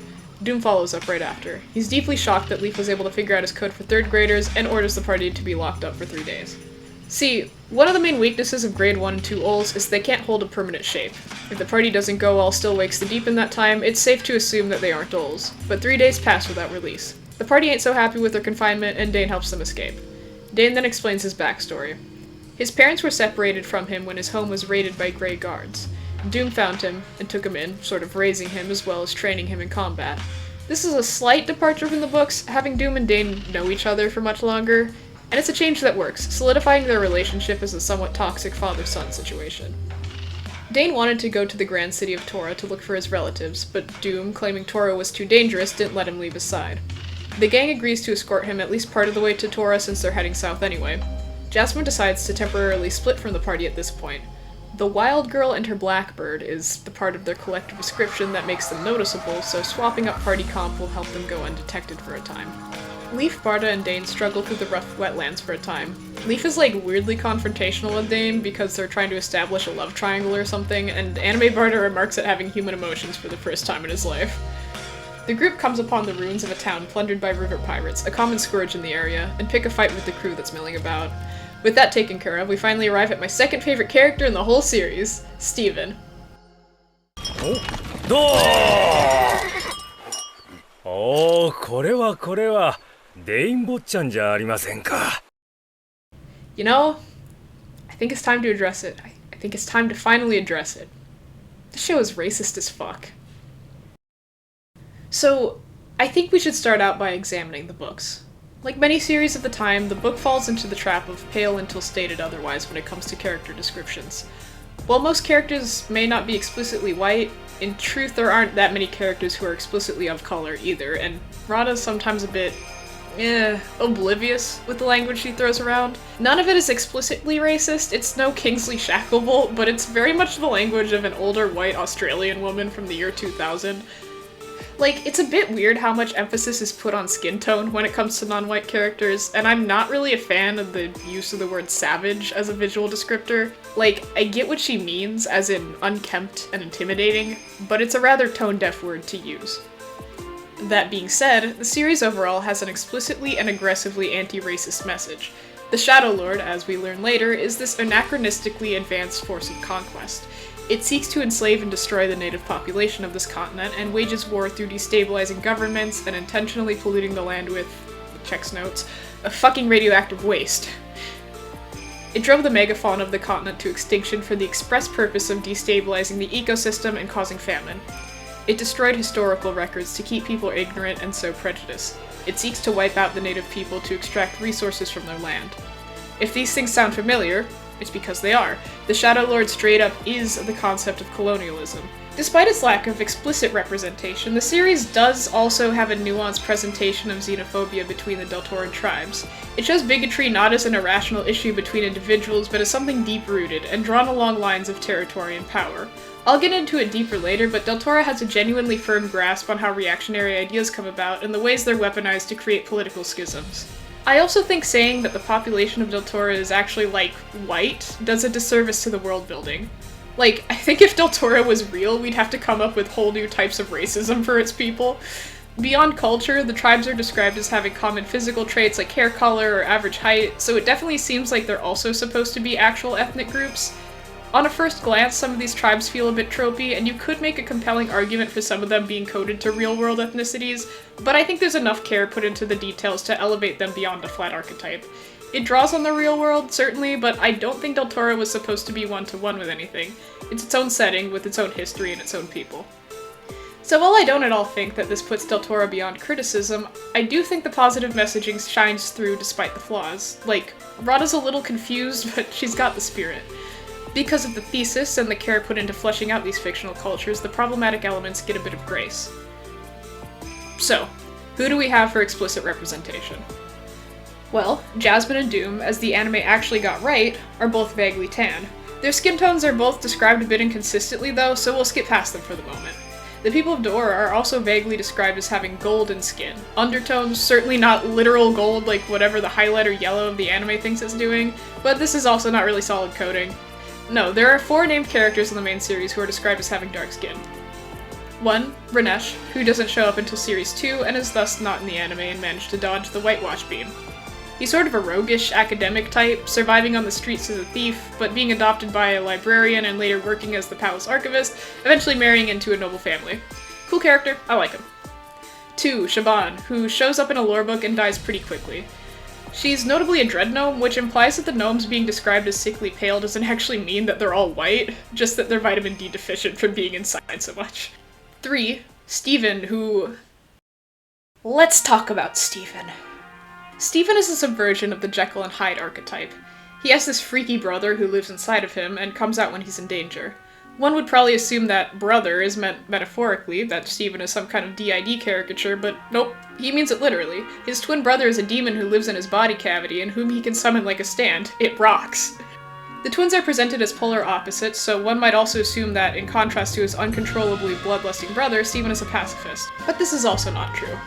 Steven is very willing to sick Nevitz on people, and himself has a couple moments of badassery in combat. He's kind, but not to a fault.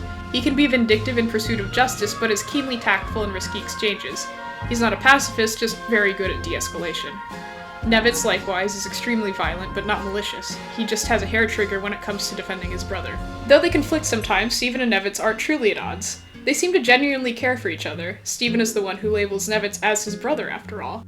I'm kind of a huge sucker for close sibling relationships that aren't written by creeps, which is a rarer thing to come by than you would think. And the B brothers just hit for me. It's why they just barely beat out Doom for my number 2 favorite.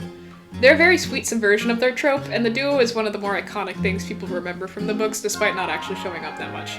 Steven is also one of the more clearly described characters in the series because his appearance plays into his gimmick. Steven and Nevitz have inverted color schemes. Steven has dark brown skin and gold hair, while Nevitz has gold fur on his body and a wild dark brown mane. This is emphasized like every time the brothers are shown together. So, like, beyond the racism inherent to whitewashing, putting aside that very obvious and shitty thing, why the fuck does Steven look like this? The color inversion doesn't work if there are no fucking colors to invert. Who turned the saturation slider to 0? His hair is like this fucked up straw blonde instead of gold, and why is his skin the same tone as Doom's? This sucks. But I will give them credit. At least it's not as bad as the DS game.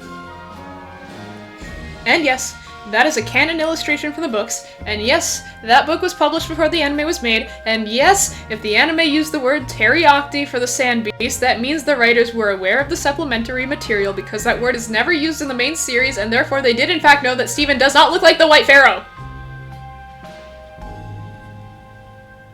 You know, the worst part about the game is that his actual overworld sprite looks perfectly fine.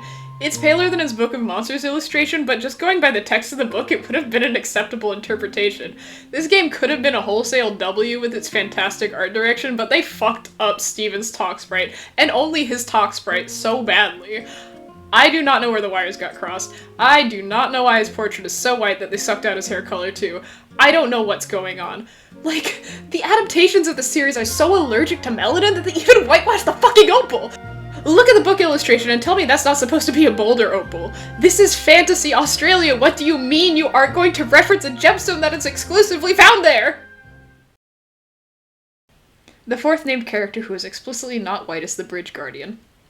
これはお前の死に方を決めるゲームだ。一度だけ発言を許す。 Remember this guy? Yeah. So, this guy was actually a bird, bound to Earth by Tegan, cursed to guard the bridge until truth and lies are one. Leaf breaks his curse by creating a liar's paradox. I feel like the way this guy is described in the books is a little iffy, but in his true form, he's still very much just a guy. A tall, buff guy, but a guy. The curved sword is meant to be reminiscent of a bird's beak, and it would probably have been weirder to make a bird with brown feathers a white dude as a human. So we end up with a character that's towing the line of an Orientalist depiction. It's not great, certainly worth critique, but I don't think the intent behind it was to be racist. Again, Rada does just suffer from old white woman syndrome at times. But if the book was dubious, the anime said, is anybody gonna make that the worst shit you've seen all week, and then didn't wait for a response. Like, this is beyond whitewashing. Beyond just ignoring the cultural lore, this is active insanity. They purposefully made this design worse. It's seriously crazy to me that the character with the darkest skin tone in the anime is this guy. The literal animal. The animal that they made cartoonish and caricaturish and needlessly cruel. Be so fucking serious with me. Speaking of animals, Glock.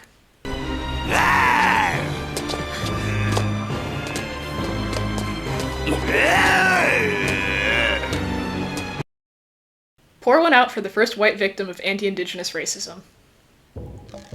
The Jalis are the tribe of the Diamond, a people who value strength above all else. They're viewed as barbaric to some degree by the rest of Deltora. They never adopted a writing system, and their culture places heavy emphasis on the art of combat. However, their oral histories run further back than any of the other tribes, and their armor craft is intricate. Remember Gorel? Yeah, he was Jalis. The golden horned armor is kind of the iconic Jalis thing. They have a distinct, detailed culture beyond being the token Germanic barbarian archetype.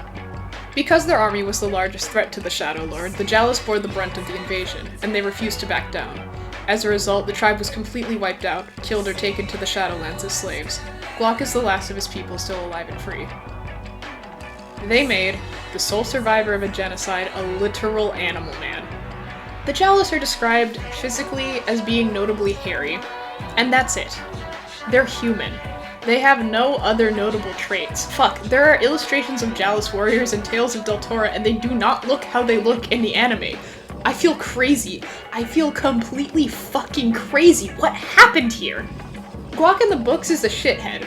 He's quick to violence and generally mean. He may growl a lot of his lines, but that doesn't literally mean he growls like a dog. Holy shit. He doesn't have fangs or fur. He doesn't even fight barehanded outside the Rithmir games. He uses a sword in Series 2. I shouldn't have to explain to you why portraying an oppressed ethnic group as animalistic is bad, but maybe somebody should have explained it to the character designer for this goddamn travesty. And it would be different if it was the Rallids or the Gnomes, right? Because they're already not human.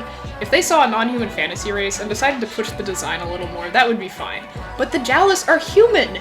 Even if they're not one-to-one with anything in the real world, the allegory of the series is literally unmissable, and I can't imagine why they thought this was a good interpretation of a fictional human ethnic group. So rather than smoothing over issues like a sane adaptation would, the anime amplifies the problematic elements of the books to the point that I have a hard time believing it was an accident. It just leaves such a bad taste in my mouth. And the icing on this racist cake is that the two characters for whom they aired on the side of actually brown, instead of making them tan white people, are the violent antagonistic liar and the bitchy sex object who can't read. Diabolical work. Back in the realm of the White Pharaoh, Barda buys a cloth belt that they can hide the important belt inside of while traveling the river. The cloth belt is depicted as heterosexual, which is a genuine plot hole because the reason it gets stolen later is because of the embroidery on it, but my god, we can't have Leaf look gay. Leaf also buys some yucky candy that will be important later. As Steven heads out, it's revealed that he is both a Resistance operative and the son of that crazy as fuck beekeeper lady from back in Book 4. Queen Bee supplies her stimulant-packed cider to the Shadow Lord to keep the guards off her back while saving the good stuff, magic honey that accelerates healing for the Resistance. Steven is the unassuming middleman for this exchange. #lore. Side note, in Japanese, Steven and Nevit's names were changed to Lucas and Scar so that the reverse spelling would work with kanji, and that's genuinely sick. I actually love it, I think it's better than the original. Not giving the anime a point for that though, because that's just a language thing, not an active choice. Points to the country of Japan, fuck you. The gang continues until the terrain gets too rough, at which point they spot a sign for a ferry service. The ferry turns out to be one of the weird anachronisms of the setting, featuring, presumably, a steam engine and paddle wheel. And god, does seeing this make me wish that they had bothered to reference other anachronisms or add some new ones, because this is extremely jarring. Aside, I do really like the anachronisms of this franchise. They're all very subtle, but very noticeable once you point them out, and they make the setting even more unique. Deltora has invented the steam engine before guns. They have french fries, but not light bulbs, and the Shadow Lord is rocking asphalt and vulcanized rubber and genetic modification over on his side of the continent. So I'm not criticizing the anime for how the River Queen looks, rather, I wish they had included more sci-fi elements to even it out. Oh, right, I almost forgot, they got the captain skin tone right too. They made the captain of the River Queen a character who isn't even given a name and shows up for literally 3 chapters, completely and 100% book compliant, but not Steven. Thank you. Very cool. Wait, fuck, never mind. He has all his fingers. We can't even get this microscopic W. God damn it. Once on the boat, the gang gets paranoid about encountering more Ols. But it turns out that the woman they were most suspicious of was actually Jasmine in disguise, and... You know, despite everything I've said, I'm not even opposed to a more feminine interpretation of Jasmine on principle. I actually think her DS design is fine, and hell, I don't even draw her particularly masculine fan art, but I am begging you to put this character in an outfit she would actually wear. The last passenger was a haughty-looking woman in a fine purple cloak, tied at the throat with a golden cord.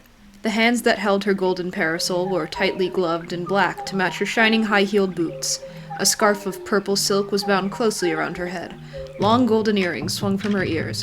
Her face was powdered white, her lips were painted red, and her eyes were outlined heavily in black. After one bored glance at the newcomer, she turned away and stared out at the water, twirling her parasol.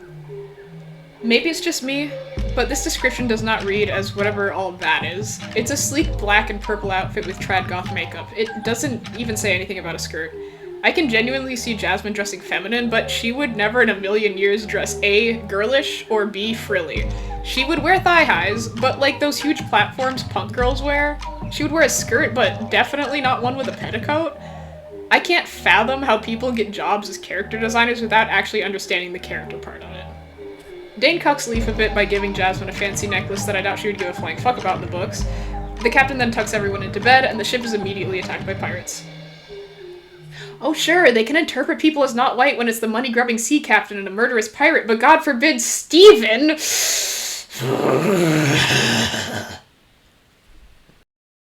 What ensues is the most boring raid that has ever occurred until Jasmine has some uncomfortable lesbo tension with the lady pirate. A fight breaks out and it's revealed that one of the passengers is actually an Ol. The pirates freak out and run, but not before capturing Dane and stealing the belt. The Ol absolutely fucking bodies Barda, holy shit. There's some genuinely sick animation here that Jasmine is once again left out of, as the Ol nearly kills both her and Leaf. Thankfully, the captain comes to the rescue. Not thankfully, he immediately kicks him off the ship for seemingly no reason. In the book, it's because the Ol was clearly targeting the party in particular, and the captain didn't want trouble, but God forbid our filler dialogue has any useful information. Barda is fully presumed dead at this point, and understandably so. We all saw what happened. Dude got hit by the force of 100 freight trains. I'm surprised we didn't have a Bifur Dolphin incident on our hands. Can we get an instant replay?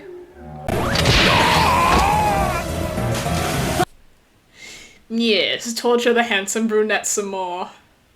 Leaf and Jasmine, much less distraught than they probably should be at the loss of their best friend and MacGuffin, sit on a dock doing nothing until... What kind of look is that? You'd think you were seeing a ghost or something. Barda is alive and totally not acting strange and suspicious at all. He's just rocking a concussion. Yeah, you're right. I'm sorry I got mad. I guess we can only do what we can, one step at a time, and hope for the best. That's right. Huh? I was gonna say that, one step at a time. You've got to stack them one step at a time. Step 1, step 2, step 3, step 4, step 5, step 6. The higher we stack them, the closer we get. And that's how we're gonna save Dane. You can be Dane sure of that. And the belt, of course. We've gotta save the belt, too. My TBI princess. The gang reaches a cave on the coast in the general vicinity of the Maze of the Beast. Inside, they find footprints and an empty box.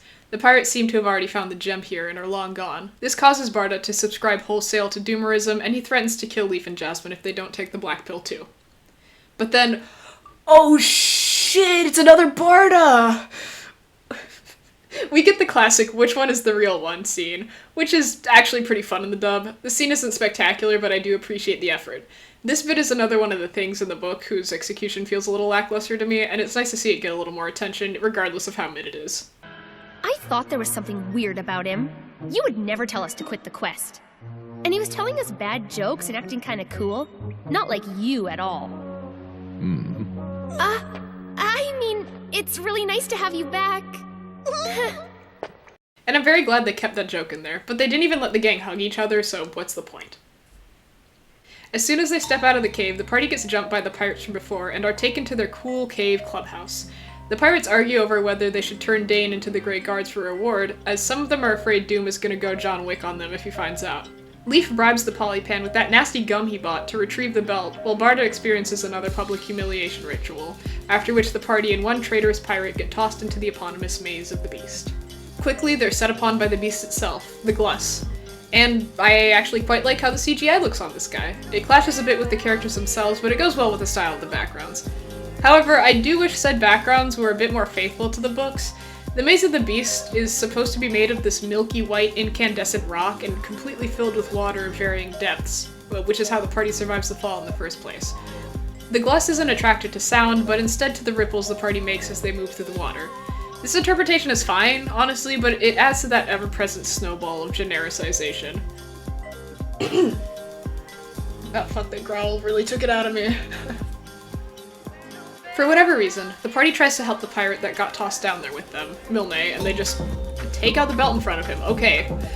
A few really good scares get toned down or skipped here, so I'll just read them to you because they're some of my favorite in the series. At last they could walk no further. They squeezed into a narrow space between two lumpy, dripping walls. There they rested, panting and shivering. One wall pressed hard against their backs, the others a hand's breadth from their faces. The sound of Milne's screams and splashes floated, echoing in the air. He was still running, lost somewhere in the maze. And the terrible sound of the Gluss never stopped. "He's moving so slowly," whispered Jasmine, listening. "How can it hope to catch him?" "Has only to follow and wait. Even if he does not make a mistake and meets it face to face around some corner, he'll have to rest sooner or later."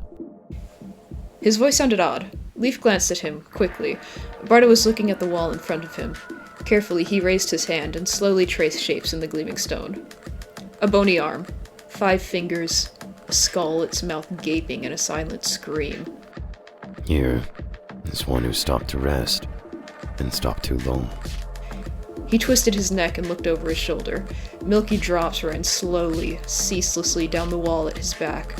Already they were pooling on his shoulders, setting into a fine crust of stone. With a cry of horror, Leaf and Jasmine pulled themselves forward. Drying stone cracked and slid from their backs and shoulders, splashing into the water at their feet. They edged out of their hiding place and, looking back, saw their own shapes imprinted in the wall. How long would it have taken before we were stuck fast? An hour, perhaps. Even less. If we had slept. They began to move again, and now they saw the twisted shapes, the lumps and ridges on the walls, columns and pillars, for what they were. Everywhere they looked were the bones of the dead, clawing hands, sprawled legs, skulls that seemed to shriek of terror. And later, dimly, he became aware that Milne's screams and splashes had stopped. Perhaps they had stopped a long time ago, and if If Milne had stopped running, where was the beast? Sweat breaking out on his brow, Leaf listened to the echoes, and at last made out a soft, horrible sound mingling with the dripping water. It was not the sticky sliding he had heard before, but a still, sighing, sucking sound that raised the hairs on the back of his neck. Barda, Jasmine! But his friends did not answer. They moved, but their eyes were fixed and glazed. They were in a dreamlike state, as he had been. Barda and Jasmine were turning a corner, moving out of sight. Calling, he splashed forward recklessly, catching at their arms to stop them. Then he froze. For straight ahead of them was the Gluss. Its bloated body was rippling and heaving, its head invisible, and from the billowing mountain of flesh came that soft, hideous sound. But in the same moment the sound stopped. The body stilled. The head reared upright and faced them, its gaping mouth dripping with blood. The Gluss slithered forward, away from the ghastly remains of Milne on which it had been feasting, towards the new disturbance. Its spiked tail curved upward. The stripes on its back began to glow. I don't know, man. It's just really cool imagery. Is it just me? Am I crazy? Am I blinded by nostalgia? I really can't tell at this point. Can an adult who's never experienced Deltora go read the books for me and tell me if I've lost the plot? I'm serious here. I want to know. I feel like a bluey adult right now, like a fucking Tony Zarrett bit. Like I'm rattling the bars of my cage and babbling to no one. Help me, for the love of God. Milne bails on the party and gets Bukake to death. Rip Bozo. It turns out the box in that cave was a government psyop, and the amethyst is actually still in the maze. The party gets the Gluss to knock it out of the pillar it's stuck in and makes their egress through a blowhole. Aside, I looked up how blowholes work after revisiting this, and the idea of being inside one is genuinely fucking horrific. I feel like the books do a good job of conveying how dire a situation the party is in, how physically exhausting struggling against tidal forces like that would be, and my god, I wish the anime had matched that energy. Instead, we get this baffling moment of the belt giving Leaf CPR or something. I don't know. I could buy this as the diamond granting him a last-minute second win, but they don't have that one yet, so, like, your guess is as good as mine here. Also, Jasmine apparently learned to swim between here and Hyra, sure. And, wait, hold on. Did the maze just collapse and kill the Gluss? Is that what we're implying here? You can't see it, but I'm pinching my nose. The world building of this series is not anthropocentric. Deltora dips heavy into speculative biology. One of the lore books is written from the perspective of a biologist making a travel guide, and another is a documentation of the monsters of Deltoran folklore. Over and over, the series tells us that these dangerous, terrifying creatures are not problems to be solved, that the land is not a beast to be tamed. Rather, they are things that humans must simply coexist with and learn not to disturb. Nature has intrinsic value beyond how it can be exploited by humans, regardless of how ugly and frightening it might be. The forests of silence are not something to be burned, the shifting sands are not a lot to be paved, the maze of the beast is not a cavern to be made empty. They are simply places that humans are not intended to go. For the most part, when the party kills monsters, they're creatures that have been, in some way, twisted beyond the natural order. Rhea, Gellick, the Vraal, and later in the series, the Fear. The party deals with other kinds of wildlife the same way one should in real life.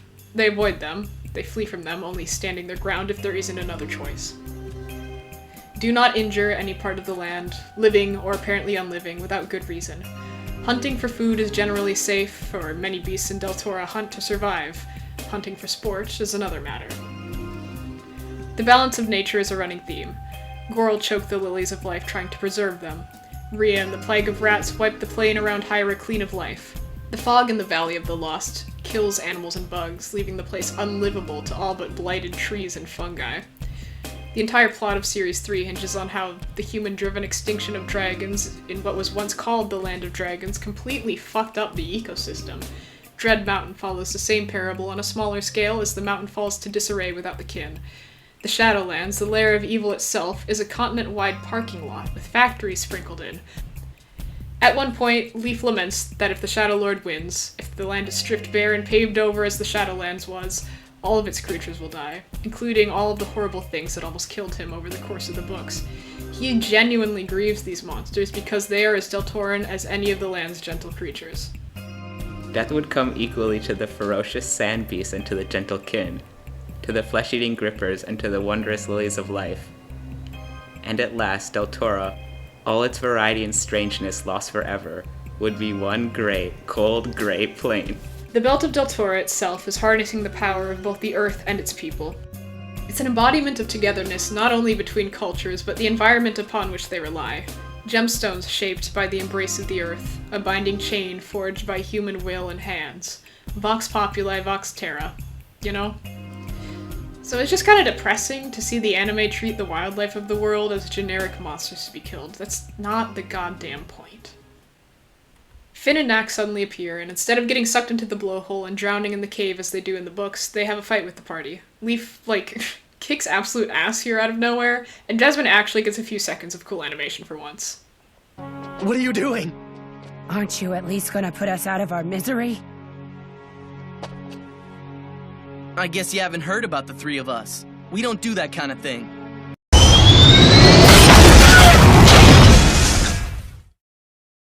Reese mumbled, his shaven head rolling on the hard floor. He's waking, Jasmine said, pulling on the boots.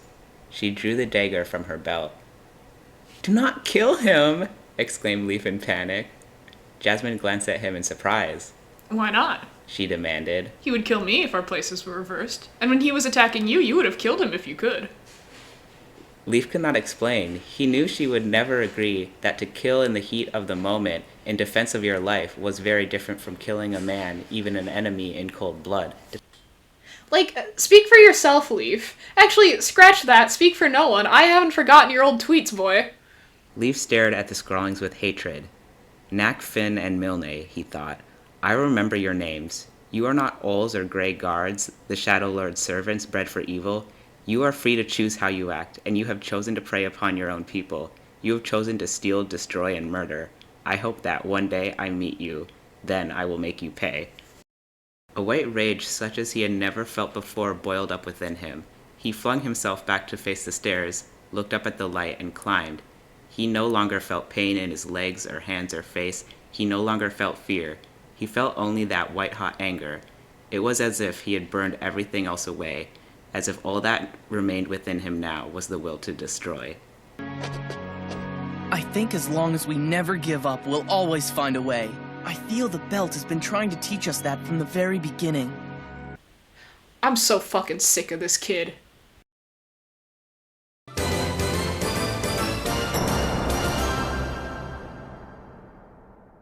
With just one gem remaining, we're treated to another MILF moment. Huh? Dane? Don't worry about him. That's not a time-sensitive issue in the slightest. It's Tegan time. Tegan lures the party to her new lair with a clever sequence of... What the fuck is that? Never mind, the gang gets forever all tied up and delatized by this giant enemy spider. Instead of just killing the gang, Tegan sends them to the torture dimension where they'll face off with their worst nightmares. At least, that's how it's framed. Barda's the only one who actually gets something that makes sense. A cage match with the dude who killed his mom. Leaf faces off with a cunty version of himself, and Jasmine has to do a puzzle? Because I guess she's stupid now as well? In the books! Jasmine's education ended when she was like 7, so she can't read well and isn't great at math. But she is canonically extremely good at spatial reasoning and logic puzzles. Leaf comments on it in Isle of the Dead, and she's not really insecure at all about her lack of book smarts. It's not even framed as a flaw metatextually, she just reads things slower than the other characters. Jasmine's actual character flaw is being closed off and quick to anger. This is addressed over the course of the series as she grows closer with Leaf and Barda. And it's not some kind of taming of the shrew, it's character development for her own sake. She starts out as an extremely lonely, unhappy person, and by the end finds herself with a loving family beyond Philly and Cree. But her social ineptitude is flattened to willful bitchiness in the anime, and they have to fall back on the idea that she's a stupid little girl in order to actually give her some kind of solvable flaw.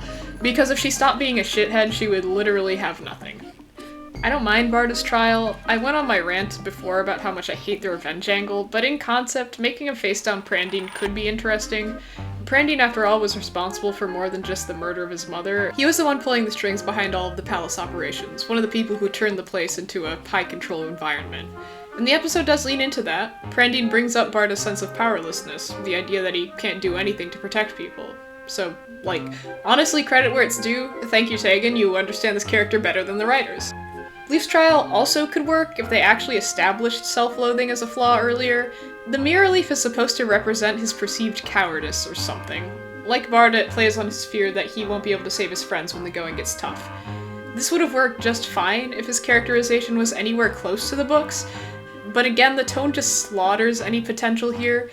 You expect me to believe Leaf has genuine anxiety and fear when he's giving Sesame Street speeches every other episode? Come on, man. Be serious.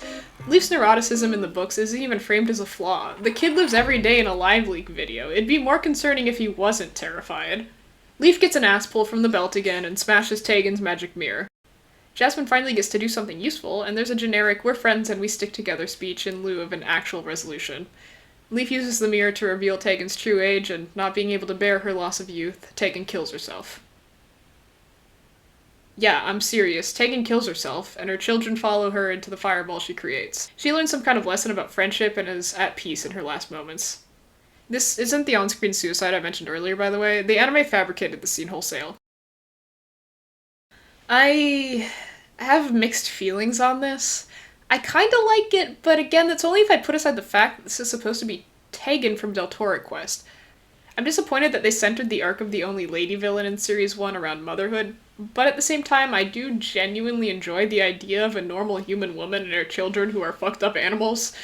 The scene is humanizing and kinda sweet. I honestly think this episode is as close the series has gotten to being good since Book 1. But that's not saying a whole lot. It's still messy, but on some level I respect the out-of-the-box angle, even if it's not to my taste. Tegan is immediately replaced by a man who can do her job better than her. My biggest contrarian opinion is that I fucking love Oakus.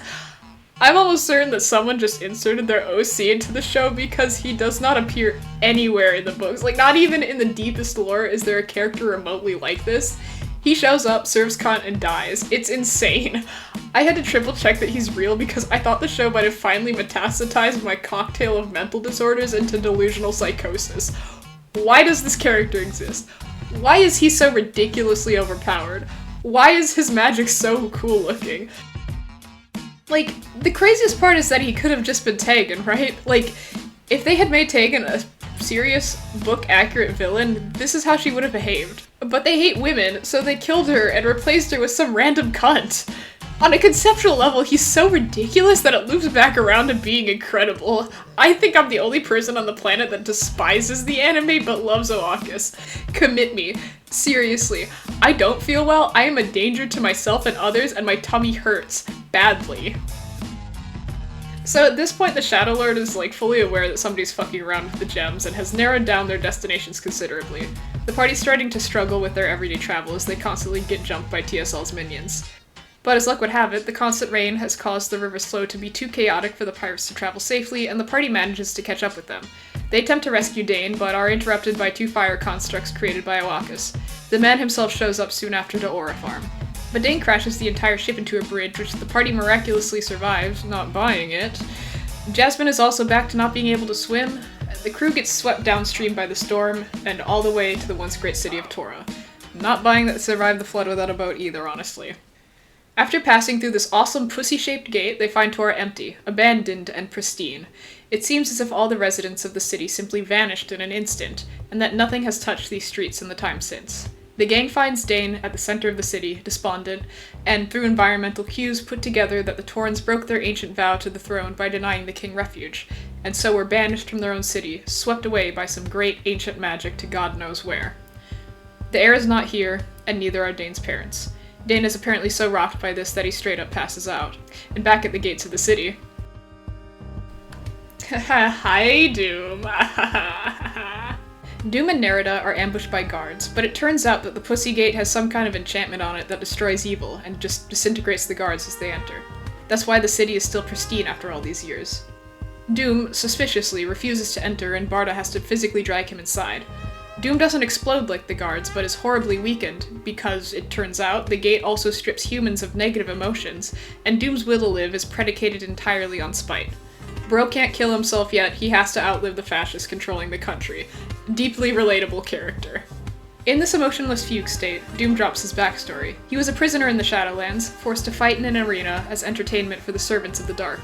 There, he sustained a head injury that wiped his memory clean. Still, he managed to escape the arena and cross the mountains back to Deltora, becoming the only person to ever do so. He was the one who left the message in blood in the cave on Dread Mountain. He is the one who carved the gravestone for the hermit who saved him. With no identity and no connections, he named himself after the stranger who gave his life for him, and began his quest to liberate the land. Doom explains that he had prevented Dane from entering Tora because he knew Dane's parents weren't there, and he knew that if Dane found out, it would crush his will to go on. The two of them make up, and the whole group puts aside their differences in order to fight the guards still at the entrance. Wait a minute, where the fuck did Leaf get that cart? How did he hitch the mudlets to it so fast? Whatever. They get away, Dane joins back up with the Resistance, and they part ways. But not before Doom tells the party that whatever treasure they seek in the Valley of the Lost isn't worth it. Despair awaits them in that gay little vale. At the smell of treasure, Nerida's greedy ass forces the party to take her along. She lies and says that she wants to return home, and that they're going the same direction. In the book, the whole party hates this from the jump, but in the show only Jasmine is against it because she's a jealous hag, I guess. They do eventually get fed up with Nerida and try to figure out how to ditch her. Don't you see what she's doing? She wants to go with us to the Valley of the Lost. I knew it! You need to cool off, okay? We can't talk if you're this angry, Jasmine. You cool off! She's playing you! It's obvious we can't trust her. If you ask me, she's worse than Doom. Now either you get rid of her, or I will. You got that? Look, I understand your point, but we can't just leave her. Why not? No reason, forget it. I thought you'd see it my way. So the way I see it, we've only got two choices here. 1, we could knock her out and run. Or 2, we could push her into the river and run. So which one will it be? I really don't think I could do either. Me neither. I'd never hit a girl or push her. Option number 3, because I kind of figured you'd say that. We tie her up and run away. This is the first time Jasmine has said something in character this whole damn show, and it's only because this dialogue is ripped straight from the books. Also, fuck you, Leaf. Me neither. I'd never hit a girl or push her.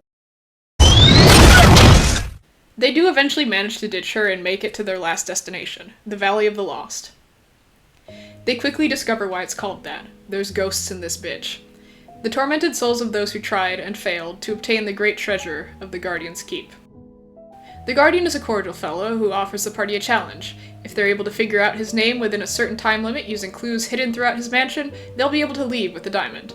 If time runs out, however, the souls will wander eternally in the mist. I won't walk you through the puzzle, it's pretty much just the same as in the books, but to the party's shock and horror, they discover that the Guardian's name is... Endin. And the gang is like weirdly unaffected by this?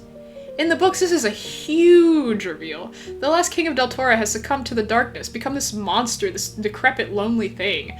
The party is kind of distraught for a second before realizing they don't actually need Endin to complete the quest. All that really matters is that the heir is alive, and they know that Sharn would have struck out on her own with her unborn child if Endin was truly this horrible, because Sharn was kind of a badass. The blow to morale isn't just a character moment for the party either. The Guardian reveals at this point that our buddy Doom is the only other person who was able to solve this puzzle, and that learning what the king had become disgusted him so deeply that he refused to take the diamond. This is the reason Doom is so anti-monarchy. This is the reason he's beefing with the party, why he warned them so strongly against going to the valley. He knows at this point what they're trying to do. He tried it himself once, and does not want to see the monarchy reinstated. But I guess the party just doesn't give a fuck about this bombshell? This is kind of where everything starts to get messy. Like, it was already bad, but at least the plot was following the book. From here out, things get kind of weird. The books become a mere suggestion, so here's how it's supposed to go down. One of the properties of diamonds in Deltora is that they bring bad luck if they're obtained by dishonorable means. That's why the party plays along with the Guardian's escape room. If normal diamonds bring noticeable bad luck, the diamond of the belt might actually kill them if they steal it. And this is exactly what happens to Nerida. She follows the party and takes the diamond while they're solving the puzzle. When the party realizes the diamond in the room is now a decoy, they confront the Guardian about it. The Guardian realizes who the party is at this point and tries to kill them, but his Roblox door is crucified by the Belt of Deltora. It turns out that his pets are physically growing out of him, and they cut him loose, putting him out of his misery. The party flees and finds Nerida face down in a creek, having drowned in a few inches of water after tripping and knocking herself out. The party takes the diamond from her corpse. Here's what happens in the anime. The Guardian attacks the party unprovoked after they solve the riddle, and the fight is complete ass. They seem to have blown the budget on Nerida jumping around. She shows up, yoinks the diamond, and dips. The Guardian gets Roblox doors crucified and Old Yeller as before, and the gang pursues Nerida.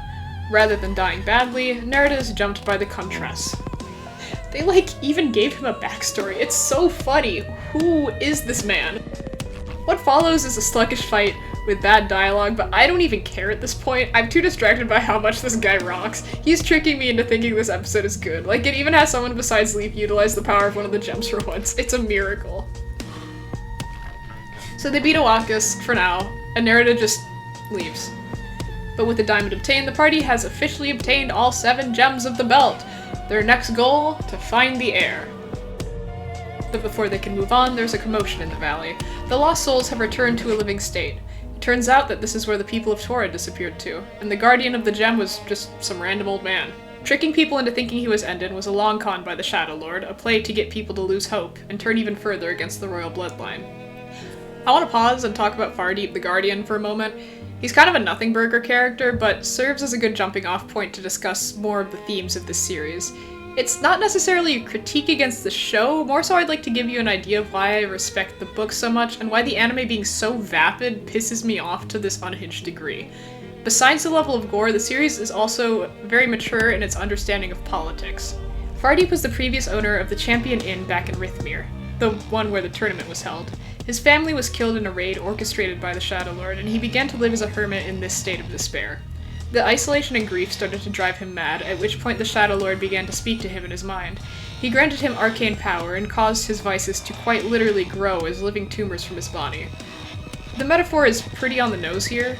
In context of the rest of the series and its message of intersectional solidarity, Fardeep is a representation of how people fall in with hate groups or cults and adopt reactionary ideology.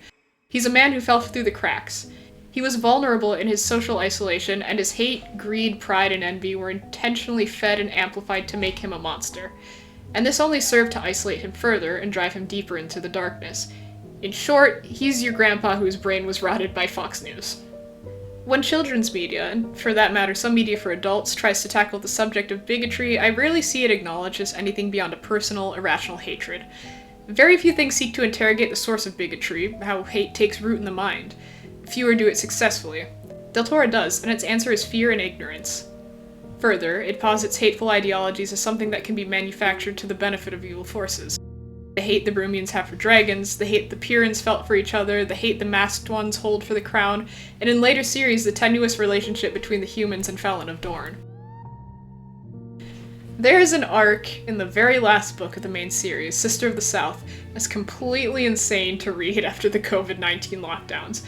The parallels to real life are uncanny.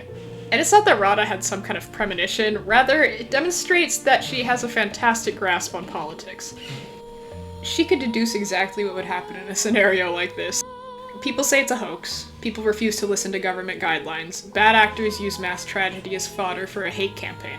They scapegoat the Taurans, use the fear and confusion of this plague to paint them as the architects of a disease designed to topple the city of Del, topple the government, allow dirty foreigners to gain power. The Tauran plague, the China virus. The villain even passes around pamphlets formatted like tweets to spread their misinformation. I would not say this arc aged poorly, but it certainly did age. There's such a huge emphasis placed on knowledge in this series. The value of history, of truth, the importance of understanding exactly what it is you're fighting, the importance of being open to other traditions and people. Even Leaf's characterization as a bookworm plays into it. His greatest strength is his willingness to learn, and his greatest moment of weakness is in Series 2 when he looks his most trusted friends in the face and lies. A set of characters deeply important to this theme is Ranesh and Joseph, who risked their lives to preserve a written history of the country, who lived in hiding in the basement of a pottery across the street from Leaf's house, until their hosts were taken to the Shadowlands by the guards and the house burned to the ground. And I just find it so deeply fascinating that in a series that's a ham-fisted allegory for imperialism through and through, wherein it would be so easy to just pick a real-life atrocity and change a name or two, that the only direct and unobfuscated reference to a specific real-world event is to Nazi book burnings. This is a story not only of friendship, but information, of narratives, of legends, of truth, and truth in its entirety. The reason the series ends by reminding us that the Shadow Lord is still out there, that the threat of annexation still looms over the land, is because you can't kill an idea. Because, dear reader, you must be vigilant, always, of those who wish to deceive, those who wish to drown you in ignorance, those who prey on your pride, envy, greed, and hate. You must not allow yourself to get swept up in knee-jerk hatred or shrouded in a veil of confirmation bias. You must question tradition, and question the powers that uphold it. You must look the earth in its terrible face, and then choose to see the whole of it. That's why we're on this goddamn quest.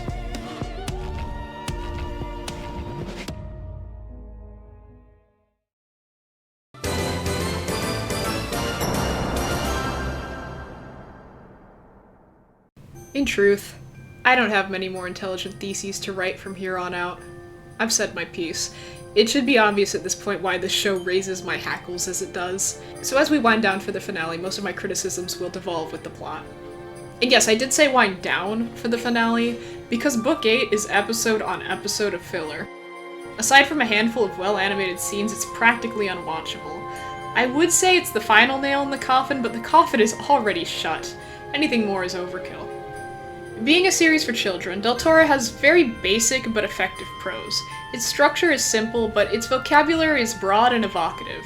Despite drawing on a lot of sources for inspiration myself, I would sometimes find myself reading a passage and thinking, huh, this is exactly how all my first drafts sound. The author's voice is very clear and unique and memorable, and above all, the writing is concise. This sometimes causes issues with pacing, though I think the series gets much better as it goes on, and the restriction of word count is lessened. Part of the tone of adrenaline and desperation that the books are so good at conveying is the haste of the action. Fights last a few paragraphs at most, and every blow is decisive. Every strike that hits its mark is deadly, or at least debilitating, just like real armed combat. Leaf gets a concussion and is out of commission for the entire pirate raid. Jasmine is hit in the chest and thrown across a clearing by the brawl, and she absolutely does not get up from that to continue the fight. Doom, the pinnacle of badassery in this series, almost dies from being thrown down a flight of stairs. The enemies are threatening and skilled, the party is always in real danger, and the scales of fate are tilted in mere moments. The final arc takes place over just 6 chapters. The final battle takes up all of 2 pages. The final book in the anime takes up 11 fucking episodes. I don't want to watch it. I don't want to watch it. I don't even want to be around anymore. So, the valley is free, but the Torrens can't return to the city because of their broken oath. They opt to stay in the Vale with Fardeep and try to make it look like the party was never there. Concerned about the party's suicide mission, Doom actually rolls up with Dane and Steven to check on them. Doom and the party are still at odds with each other, especially after Doom kept the secret of the Guardian to himself, but time is growing short. Enemies are closing in, and if they don't forge an alliance now, the opportunity may never present itself again. The party lets Doom, Dane, and Steven in on the secret of the belt. Aside, there's a bit where the party tries to leave the valley unnoticed, but they're attacked by Nevitz, who's keeping watch over the other entourage. In the books, Nevitz's full reveal comes far later during a more intense moment, as there, Doom stops the party from approaching Steven as he sleeps. But the anime just kind of drops Nevitz out of nowhere and kills any tension that was building regarding the exact nature of he and Steven's abilities. Lame as fuck, for real, for real. The party had assumed that the belt would guide them to the air once it was complete, just as it had guided them to the gems. But it doesn't seem to be doing anything. Recalling how the belt was originally completed, Dane proposes a meeting of the tribes wherein each representative will swear an oath to the throne to restore the whole loyalty and togetherness part of the spell. After that, maybe the belt will work as intended. They decide to hold this meeting closer to Del. They speculate that once Tora is no longer an option, the king and queen would have sought shelter somewhere near the city, as their child was soon to be born and they wouldn't have had much time to travel further. Also, there's this bit where Doom says something deeply unfunny and Barda laughs like his life depends on it while everyone else just sits there in silence. He wants to hit so bad it makes him look stupid. The congregation splits into groups, and on the way to their meeting point, the gang, who is riding with Steven, gets pulled over by the cops at some kind of highway checkpoint. They get captured, but the guards make the mistake of threatening Steven and activating his stand ability. So here's Nevitz's big moment, and it's honestly pretty good at first. He gets to be about as brutal as the show can handle. His design is also, like, fine. His hair is actually dark brown, too, but they apparently just couldn't use the same shade for Steven's skin. Very fucking cool. But he quickly turns from this horrifying, agile force of destruction to, like, a slow, lumbering guy. I don't know. He's just not threatening. Also, summoning him apparently causes Steven to lose consciousness, which is baffling to me. Steven is seen fighting alongside his brother several times in the series. The two are a unit. Steven says it himself in Shadowgate. Nevitz and I cannot be long apart. We fight together or not at all. They even partake in the final fight of the whole series side by side, and when the danger passes, Steven is always the one to rein in his brother. In the anime, Leaf just, like, shows Nevitz the opal. Not the amethyst, which calms emotions, not the topaz, which clears the mind of magic influence, but the opal. because Stephen and Nevitz are plain smoke, descended from the tribe of the Opal. This feels like some kind of microaggression. Leaf jingles racially charged keys in front of this guy and it somehow works. Now, huge fucking elephants in this room. 2 major plot points are skipped over here. 1. Barda does not get ripped to ribbons by the carnivorous plants along the road. Instead, Nevitz bodies him. This censorship could have been fine, but the manner of Barda's injury is actually extremely important to what happens later. Originally what happens is that Barda quite nearly bleeds out and his wounds continue to ooze even after they're bandaged due to an anticoagulant in the secretions of the plant things. Gloxo happens to have a traditional Jalis medicine capable of treating his wounds, but is reluctant to waste it on a dying man because of its now limited supply. The medicine seems to help, but as the days pass, Barda mysteriously grows weaker until he falls into a coma. Then, at the last minute, the belt miraculously cures him. Which is really weird, because the belt absolutely cannot heal that type of injury nor restore functionality to shot organs. Barda's survival baffles the party and is a pivotal detail that gets resolved during a later plot twist.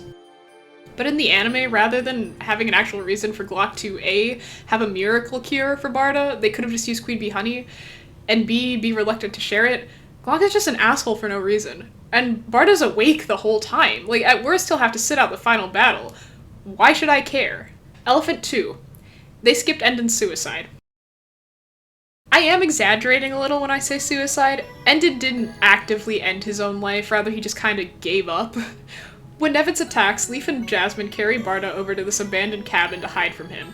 Inside, they find the skeletal remains of 2 adults and an infant, along with something as close to a suicide note as I think Rada could have gotten away with. All is lost. Tora has failed me. It is very cold. The food we brought from Del is finished, and there is no friend to give us more. Sharn, my beloved wife, is dead, and our newborn son lived only days after her. Soon I will join them gladly. The great Aiden's line ends with me. Deltora must bow to its fate, as I bow to mine. This is obviously a huge blow to morale, and a major twist in the story, until Barda wakes up and points out some discrepancies with the note that prove it to be fake. I get that both of these things are dark and violent, but worse than just omitting them, they fail to actually close the void that their omission leaves. It's just sloppy. There's some drama, blah blah blah, the friends we made along the way show up to complete the ritual, and Leaf realizes that, oh shit, Dane is the heir. Yeah man, make a big deal out of this, set up a good photo op, no rush to do the thing that will literally instantly win you in this war. Fucking get a crowd. Jesus Christ, dude. Ichabod crashes the party before Dane can put the belt on and whisks the young prince back to the city of Del. Leaf finds Dane's dagger in the rubble and resolves to return it to him. Realizing that someone must have given away their plans and position, the gang argues fruitlessly about who among them is the spy. But regardless of who the mole is, the only possible thing left to do is rescue the heir. They have to at least try. The resistance splits up again and will reconvene once they reach Del. The party and Stephen are stopped on their way by none other than the Contras Oakus, and we're blessed with one final, over-the-top, stupid fucking wizard battle. Stephen acts ridiculously out of character as he pleads with Nevitz for help. Nevitz has a hair trigger to the point that Stephen has to actively stop him from attacking people at the first sign of danger, so why would he hesitate for even a moment to fight Oakus? But eventually the beast does awaken. The party then runs away. Through a haze, he saw Stephen stumbling down the hill of earth, following the deep tracks carved by his savage brother. Perhaps Nevitz was not affected by the Sister of the South, but Stephen clearly was. Yet, sword in his hand, he staggered on, his eyes fixed on his brother. Nevitz and I cannot be long apart. We fight together or not at all.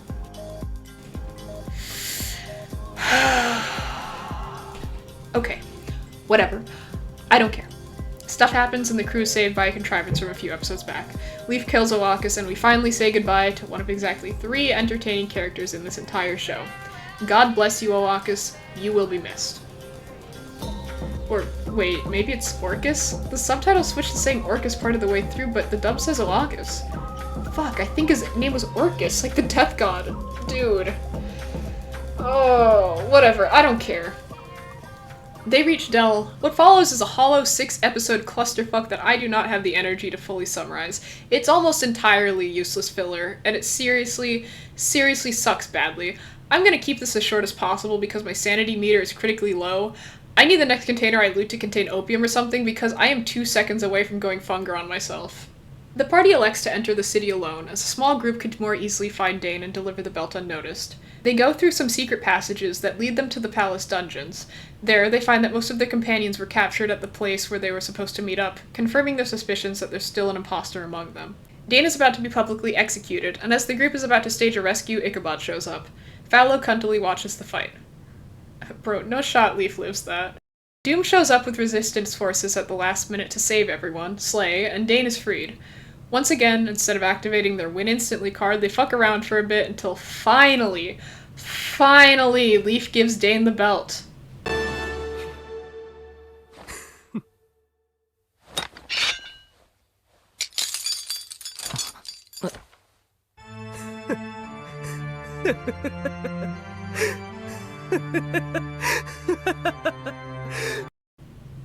Dane is an ol'. Pause. Book check. So, this reveal is actually fantastic in the books. It was mentioned earlier that there's a theorized grade 3 ol that can take a permanent form as well as transform into non-living things, but these are only rumored to exist. This is what Dane is. He pretended to pass out before telling the party the password to the stronghold to try to get them killed by the guards. He allowed himself to be captured by the pirates in hopes that the party would be killed trying to save him. He blew up the pirate ship on purpose. He collapsed in Tora not out of nerves, but because the magic of the gate was killing him. He called on Ichabod to lure the party to Del, while taking the form of his own dagger to continue to spy on Leaf. His reverence for the belt was not reverence at all, but fear of this artifact that could kill him at a touch. Barda was not dying of blood loss after being treated for his wounds. Dane was slowly poisoning him, and the ruby and emerald cured him. In the book, Leaf runs up to the pyre alone to free Dane, and realizes all of this at the last second. He lost Dane's dagger on the way to Del, but here Dane is now with the very same dagger at his hip. The entire execution was a trap orchestrated by Dane himself, and through this whole scene, Doom is nowhere to be seen. Seeing all of their companions captured, but for the man who led them there, they assumed that Doom was the traitor. They assumed this until Doom nearly dies saving Leaf from the boy he had seen as a son. I don't know why the whole crew doesn't just jump his bitch ass right here and now. Also, can someone tell me why the fuck Nanny is here? What do you mean who's Nanny? The yellow guy, the dude from Door, the guy who is cursed to be Saldine. That's right, I haven't fucking mentioned him this whole time because who gives a shit about this guy? No offense to Nanian or his two fans, but you are not a main character. The people of Dor aren't even part of the original 7 tribes. The city was founded by refugees from Dorne. Like, cool to rep them, I guess, but he's literally the governor of his city-state. Wouldn't he be more useful, I don't know, organizing a militia? To the anime's undeserved credit. The 1v1 between Leaf and Dane is the best fight in the whole series, up until the stupid point where Fallow interrupts it. Dane's death scene itself is, admittedly, perfect. It is the most gruesome moment of the whole show, and it stunned me when I first watched it. This is what Deltora Quest looks like. This is exactly on the money. This is faithful to the tone and the imagery. This is the good shit right here. Where the hell was this for the last 47 episodes? This is the last good thing to happen. Rather than explain the anime and then compare it to the books, allow me to simply tell you how Deltora Quest is supposed to end. If you're at all interested in reading the series, or God forbid watching the show, please bail here. Like I said, I'm patient. I'll wait. Okay. Ready? The party flees back to Leaf's home with an unconscious Doom. The rest of their crew is still imprisoned, awaiting execution, and Steven is stuck at the bottom of a punchy pit with his brother. Doom, having sustained major head trauma in his fight with Dane, begins to recall his past. He mumbles out his backstory, of fleeing Del with his wife, of taking refuge in the Forest of Silence, of Jasmine, who has grown to be so like her mother. It clicks into place for the party. Doom is ended. Jasmine is his heir. But when Jasmine puts on the belt, nothing happens. The belt doesn't work. They've staked their hopes on a myth, all is lost. Leaf goes to his room to lie down. Jasmine, Doom, and Barda are then captured by Grey Guards. Leaf can think of no other move but to at least try to save his friends, even though he knows he will fail. As Fallow gathers the people of Del for a demonstration, a mass execution of infidels, Leaf has an epiphany. Aiden, the first king, added the gems to the belt one by one as he had, but Aiden obtained them in a completely different order. It's not that the belt is faulty, it's not that they were wrong about the heir, they have the gems in the wrong places. Leaf fixes this. Aiden went first to the Jalis, then the gnomes. Diamond, emerald, lapis lazuli, topaz, opal, ruby, amethyst. The first letter of each gem spells the name of the land. The belt will work now. It only needs the air. Leaf swoops in as Fallow is set to execute the party, his parents, and the whole of the resistance. Leaf's father is mortally wounded, protecting him in the ensuing struggle, and in the chaos, Leaf dons the belt one last time as he frees up his hands to climb, and the belt shines for him. The darkness is driven back to where it came. The people of Dell, emboldened by the coronation of their new king, riot against the guards, whose weapons are useless thanks to the trickery of the gnomes. Then the final twist of this tale is explained. Jared and Endon switched places. Leaf's parents, the king and queen, stayed at the forge, while Jared and Anna left Dell to serve as decoys. Leaf's father succumbs to his wounds, at peace, knowing that the tragedy he caused is finally over, and that his son is worthy of leading his people to freedom. And that's why Leaf being blonde in the anime is a plot hole. God, I have been waiting to explain this the whole fucking time. Jared and Endon swap places, and excuse me if this is unwoke, but there's no fucking shot, even in the chaos that followed the invasion, that no one noticed that the only blacksmith in the city suddenly transformed into a blonde white guy. It pisses me off so bad. Leaf in the books has black hair. The decoy stunt double the Taurens sent west as a distraction had black hair. Everyone in the royal line has Tauren ancestry, and Taurens very notably have black hair. Leaf's mother has black hair. Most named characters in the series with Dell ancestry have black or dark brown hair. Barda, Jasmine, Doran, Britta, Aiden himself had black hair. Doom and Endon had to have looked similar enough to swap places without raising too much suspicion, and Doom has black hair. Endon should have black hair. Are the people of Dell stupid? What the fuck is going on? God damn. The books end on this open note. The occupation has ended, but there's still unrest in the land, and the second and third series will focus on undoing the damage the Shadow Lord caused. It's a great ending. It wraps everything up concisely and neatly. The twists don't feel ham-fisted. I know I've spoiled a lot here, but I really do recommend that you at least give the series a try. The twists put a lot of things into new perspective on a reread, as all good twists do, and series 2 and 3 are just as good, if not better, than the first. If this summary intrigued you in the slightest, I am begging you to look at this old, forgotten franchise. Shadowgate in particular is genuinely peak fantasy fiction to me, and if I had read Star of Deltora as a teenager, I know it would have rocked my gay little world. This series is short, it's fun, it's a wonderful little treat for fans of dark fantasy and horror, and maybe if you read it, you'll come to feel as strongly as I do about this godforsaken show. The show. The show covers most of this. It includes all the points I just explained to you, but it does so in excruciating increments. There's sluggish chases, boring monologues, stupid contrivances. They forget Endon uses a cane at one point, Leaf and Fallow fight on the back of a giant bird, Barda gets visited by his mother's ghost and straight up cuts one of the Akbaba in half, the Shadow Lord fucking nukes the palace. The confrontation ends with like, Leaf summoning this huge specter of Aiden to fight the Shadow Lord, like a goddamn mecha. They have Jasmine, who hates the monarchy. Go to Doom, the most emotionally unavailable man on the face of the planet for comfort as Endon dies, when Doom's best friend is the one who just bit it, because 5 seconds ago, Jasmine found out that Doom fucked her mom in a previous life. Why does Jasmine even give a fuck about Endon?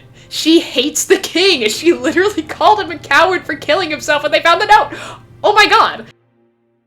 I would say that this whole finale is stupid enough to be entertaining, but it drags so hard with shonen monologues that it's nearly unwatchable. It's ass.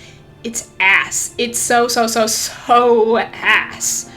But Miles, I hear you say, Miles, that's only 52 episodes. What about the other 13 episodes left in the series? I do not want to talk about them. The series closes out with deeply stupid and out-of-character filler episodes wherein the party makes another lap around the continent and checks up on all the tribes. It doesn't even solve their problems, just checks up on them. If you've read Series 2, I don't need to explain to you how fucking moronic this is. The whole point of Series 2 is that Leaf is in constant danger of assassination now, and he needs to figure out a way to make sure the MacGuffin stays intact while also figuring out how to rescue the Deltorans who are currently imprisoned in the Shadowlands. His ass would not be running around the continent. His ass would be in that gay palace figuring out how to make sure the entire country doesn't implode. Again. I thought about making a segment ripping into these episodes, but honestly, there's nothing worth talking about here. There's exactly one decent episode in the whole lot, and even then it's still only enjoyable if you picture it as like amateur fanfiction with a budget. And the other stuff? The other stuff isn't even remarkably bad. The last 13 episodes are the same kind of pig feed as the rest of it. The same sanitized, racist, misogynistic, poorly paced, poorly designed slop. But at least Doom served cunt. Prima donna girl, yeah. All I ever wanted was the world. I can't help that I need it all. The prima donna life, the rise and fall. You say that I'm kinda difficult, but it's always someone else's fault. Got you wrapped around my finger, babe. You can count on me to misbehave. A prima donna girl, would you do anything for me? Buy a big diamond ring for me? Would you get down on your knees for me? Pop that pretty question right now, baby. Beauty queen on a silver screen, living life like I'm in a dream. I know I've got a big ego. I really don't know why it's such a big deal, though. I'm sad to the core, core, core. Every day is a chore, chore, chore. When you give, I want more, more, more. I wanna be adored, 'cause I'm a prima donna girl, yeah. All I ever wanted was the world. I can't help that I need it all. The prima donna life, the rise and fall. You say that I'm kinda difficult, but it's always someone else's fault. Got you wrapped around my finger, babe. You can count on me to misbehave. A prima donna girl, fill the void up with celluloid. Take a picture, I'm with the boys. Hey, if you're hearing this, thank you for watching this entire monster of a video. I hope you enjoyed my decades in the making crash out. I also hope that this video has sparked some interest in the series, and if it has, I've got some good news. Remember that DS game I mentioned a few times? Well, me and a small team are working on getting it translated. For some complicated reasons, making a ROM hack of the game itself is not within our abilities, so instead we're captioning a playthrough of it. We've got 2 episodes up already on my channel and are looking to pick up the project again in the coming season. I doubt I'll make another 3-hour video essay anytime soon. I acquired a full-time job in the middle of working on this thing, which is why it took a million years to finish. I'm kind of in a turbulent point in my life, to be honest. If this video somehow takes off, I'll probably set up like a Ko-fi for folks to throw me a bone. But you can support the translation project right now by commissioning me. Help me pay my translator by paying me to draw a pretty picture. Contact info will be in my about. All the speed paints in this video are done by me. Mention this video when you contact me and receive a 20% discount on a portrait. Okay, sorry, starting to sound like an ad. I'll let you enjoy the rest of the MV now. Bye. Prima donna girl, yeah. All I ever wanted was the world. I can't help that I need it all. The prima donna life, the rise and fall. You say they are kinda difficult, but it's always someone else's fault. Got you wrapped around my finger, babe. You can count on me to misbehave. Prima donna girl.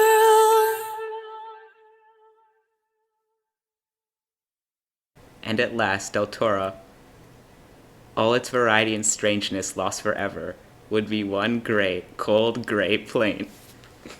I got sad.